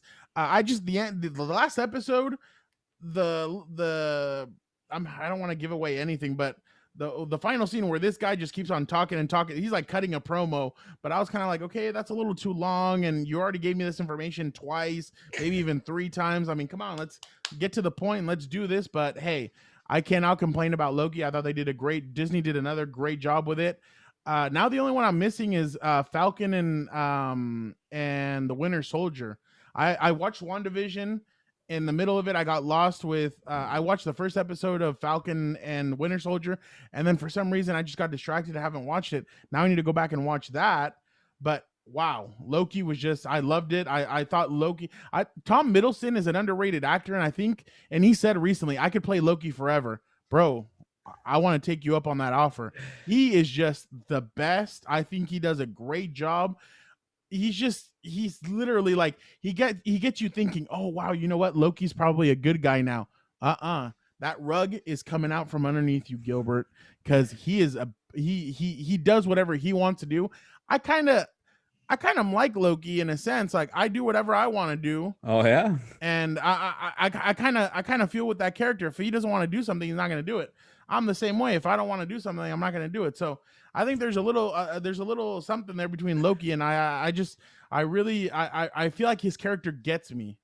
You know, Fernando, I was thinking you need like a rating scale for these movie reviews or show reviews, because I've noticed the listeners like your reviews. You know, for me, I'm like, I think they're bad takes, and you're reviewing the worst movies and the worst shows. But that's me. Worst listeners. Do you know how many people reached out to me and said, "Did that fool really not?" And they said, "Fool, does that fool really yeah? like the way you Fool- broke down fool Harry double Potter?" O, or is there an L at the end? No, fool. But the way you broke that- down Harry Potter has people disgusted. You're like, "Oh, I didn't even notice that Dumbledore had died. They changed Dumbledore's." I'm like, "Oh my god!" Like I couldn't believe It was that. the same old white guy to me. I don't Oh know. my god! But They're hey, like, people have reached out and they're like, "How do you let him talk about movies and stuff?" I'm like, "Hey, we all got to give our opinions. Gilbert is going to give his." Gilbert, are you a Marvel fan? Who's your favorite Marvel character? if you're watching the show, I'm not really into Marvel. I already told you, the only Marvel movies I like is Deadpool or X-Men, and I'm just different like that. But you know what? I'm thinking we're onto something though, Fernando. You like to review movies that are really really popular and like franchises, and I like to bash on movies like that. So like we have something here where like people want to hear me just shit on something. Sorry, I'm already. Can you? Okay, it wasn't crap, even Fernando, by the way. You say crap, right? You could crap on something that people really like. That's maybe my thing, and your thing is like hyping people up. So I think we found something here. And Fernando, going back to my rating scale, I think you found your audience. You're good at it, and I want to help you here. So maybe kind of making fun of myself a little bit. You know how on Rotten Tomatoes they have like the fresh tomato or those guys are idiots. Okay, we'll go get there. Okay, but they have a scale. I don't care about them. But actually, yeah, you know what? Every time I want to watch a movie, I go to Fresh Tomatoes to see the rating. If it's a below, I see fan score. That's the thing. You're definitely a fan score person. Yeah, I can see that. No, those morons rated The Last Jedi a 90-something%. The Last Jedi, really? It was terrible. Then they rated The Rise of Skywalker super high as well, and I was like, dude, are you kidding? I like these Palpatine movies. was in it. You know what, Fernando? Oh my god! I might be a Rotten Tomatoes critic, and you're the fan guy. You probably are, and it would piss me off. Like I remember. Wait, let me finish my rating idea. So and don't even get me started on what Stephen A did the other day. He rated his favorite Marvel movies, and I'm like, oh my god, his list was terrible. Okay, I won't get that far. How about for us? It's I don't know, rotten avocado. So if the avocado's fresh or brown, you don't like the movie. But if the avocado is ripe and green, that's your movie. So we could say, I don't know, like it's a spoiled avocado, or I don't know, but something about avocados. Is that your thing? Can we have that? But yeah, I'm down to do it. I mean, what do you want me to give points, or do you want me to do do percentage, or how many avocado? Right. Well, so, let's say Loki. I'll do Loki. And you know what? For you to get a 90% on here, like you have to fresh green avocado. I would give it an 88. An 88%. I thought it was really well done. I liked it. The only thing I'm kind of frustrated with is that it wasn't longer. I wish they would have added a little bit more, but it was a great series. 88%. Wow. I'll even bring it back for you guys. WandaVision, I would give about an 89. I really loved WandaVision. I just think they're both different, but I really liked both shows. I thought both shows was solid. Because I watched one episode of WandaVision and I thought it was the worst thing I've ever seen. Bro, that's because you don't know you don't know these people. You don't know what's going on. It was like I Love Lucy. I'm like, what am I watching? That's exactly the point, bro. Nostalgia. I gave up. Irony. It was. They even did an Office intro. It was like 3 episodes in. It was 20 minutes of my life that I couldn't get back, and it was just. Bro, it was terrible. You have to. You need help. You need to go on a voyage, and find yourself, because these movies are incredible. But I that's how I would score them. Loki 88%, WandaVision 89. I like WandaVision a little bit more, just because it kind of took its time to really get in there and explain to you everything, and they brought back some people that you're like, oh wow. Loki did a great job too, and it did everything. It's just that they're 2 different shows. But I'm definitely I'm down to do that. I'm down to rate movies. So fresh avocados and podrido avocados. How about that? No, they were both fresh. Okay, avocados. But I'm just saying. But for the bad ones. Oh yeah, podrido. Yeah. Bad ones. I mean I'm not gonna get into. Oh, but there you go. I'll give you Black Widow too. Black Widow was fresh, beautiful avocado that I can put on my tostada.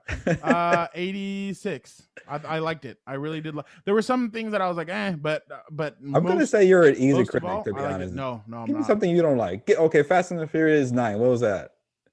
78. Okay, it's still kind of passing grade. It's not. It's still not. It's a little brown avocado. Okay, but it's, you got the car crashes that you wanted, and then I gotta see John Cena. Can you review a as- movie you hate? How about that? Be the bad. Yeah, guy I first. can do Star Wars. The last 3 movies that came out that were trash. I like those. Okay, Oh my, you Those were would good like movies. those. I Those like were all of them terrible. besides the prequels, which actually your brother likes. It's weird.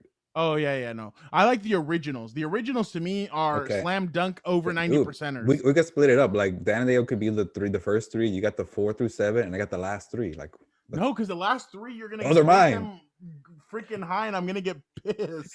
then maybe we should switch it up. Oh my god, I would get so frustrated. know what's No, funny? I can give you my rating right now. Ryan Johnson's the first one, the one that Han Solo and them, The Force Awakens. I would give that a 68%. Oh, I would give Ryan Johnson's a 35%, and I would give The Rise of Skywalker about 45%. Oh my god, They were so bad. these are at least over 70. They were so bad. Okay, No, now give me no. the No, first they're 3. not. The first 3 were worse. Come on. The first 3 what? Whatever, the one with the little Anakin. Those were terrible. Oh, 1, 2, 3. 1, 2, 1. I would give a 51%. I'd probably give Attack of the Clones. Attack of the Clones. The only reason why I loved it is because Yoda fought in it, and I thought that was pretty cool. But other than that, I would have given the whole storyline with Anakin and her. Anakin, the guy's just a bad actor. Christian Haydenson or whatever the heck his name is. He was just a bad Anakin actor. So I'd give that one probably a 48%. And Revenge of the Sith, I'll show it a little bit more love. I'd give it probably about an 80%. I actually that's that really final high. scene with him and Obi-Wan, like that thing is just epic. And then when he's like, Anakin, don't try it. I have the high ground. You underestimate my power. Okay. You're losing your voice now. Bro, Yeah, but I got fired up. okay. Well, we need to have maybe that could be one of the topics if we ever get Dan and Daygo on my turn. No. You already said it. August On my 17th. show, he has to agree though. On August my 17th. show, he said, "Come in my show and sign a contract." Oh, this is gonna be fun. This is gonna be a lot of fun. But guys, we're so excited to be back with you guys. We honestly, a week off is too long, but we're definitely gonna have a lot of fun stuff coming up. Training camp, Gilbert, gets started tomorrow, Wednesday. A lot of football. I am so excited for this. Gilbert, we may have some surprises for folks, don't you think? You think we're gonna have some surprises out there? What do you think? Yeah, I will think so. Now we're getting into the football season. We're gonna wrap it up. I know some people don't like our movie reviews and they want all football. Well, you're gonna get a lot of football, but you're still gonna give you a lot of movie reviews. Okay. Exactly. Gilbert, I'm getting fired up right now. Oh, Gilbert, before I go, I want to show you my new addition. Oh, that's the Turbo movie. Man doll. That is one movie we could both agree. Fresh avocados. Oh, it's a beautiful movie. I love that. Every Christmas, every time December hits, that and Home Alone are 2 of my movies that I Yep. have to watch. Turbo time. Oh yeah. Oh no. I remember when he goes into the shack and he's like, "Es tiempo del hombre de turbo." He's like, it's fun and educational. Great movie. I loved it. I got myself a Turbo Man doll. They were selling them at Walmart. They were just randomly putting them on shelves. I found that out and I had to go get one. So I got Really? one. I kind of want one. That's pretty cool. Dude, It is one of my favorite Christmas movies. And I don't like Christmas music, but I like Christmas movies. if you can't find it on eBay right now, I saw them. They were like at $80. Honestly, it's Yeah, dude. I just Turbo remember Man- Jamie. it. I just always remember Arnold Schwarzenegger, Tom Arnold, Sinbad. I love that movie, man. oh, it's a great movie. I love Sinbad's character. He's hilarious. Mailman. Oh man. Oh yeah, he's hilarious. I love when he's like, he got 2, and he's like, get the mailman, and they tackle him. It's hilarious. Okay, But we you know before what? we We'll go, save that give- for Christmas. Oh, We'll save that for okay. I Christmas. was gonna time. say, give me the rating, but all right. No. We're Let's- saving that for Christmas, and we let's have get to outta remember here. that. But for right now, Gilbert, I think with everything coming up, I think it's time. Vámonos. Ya nos vamos, pues.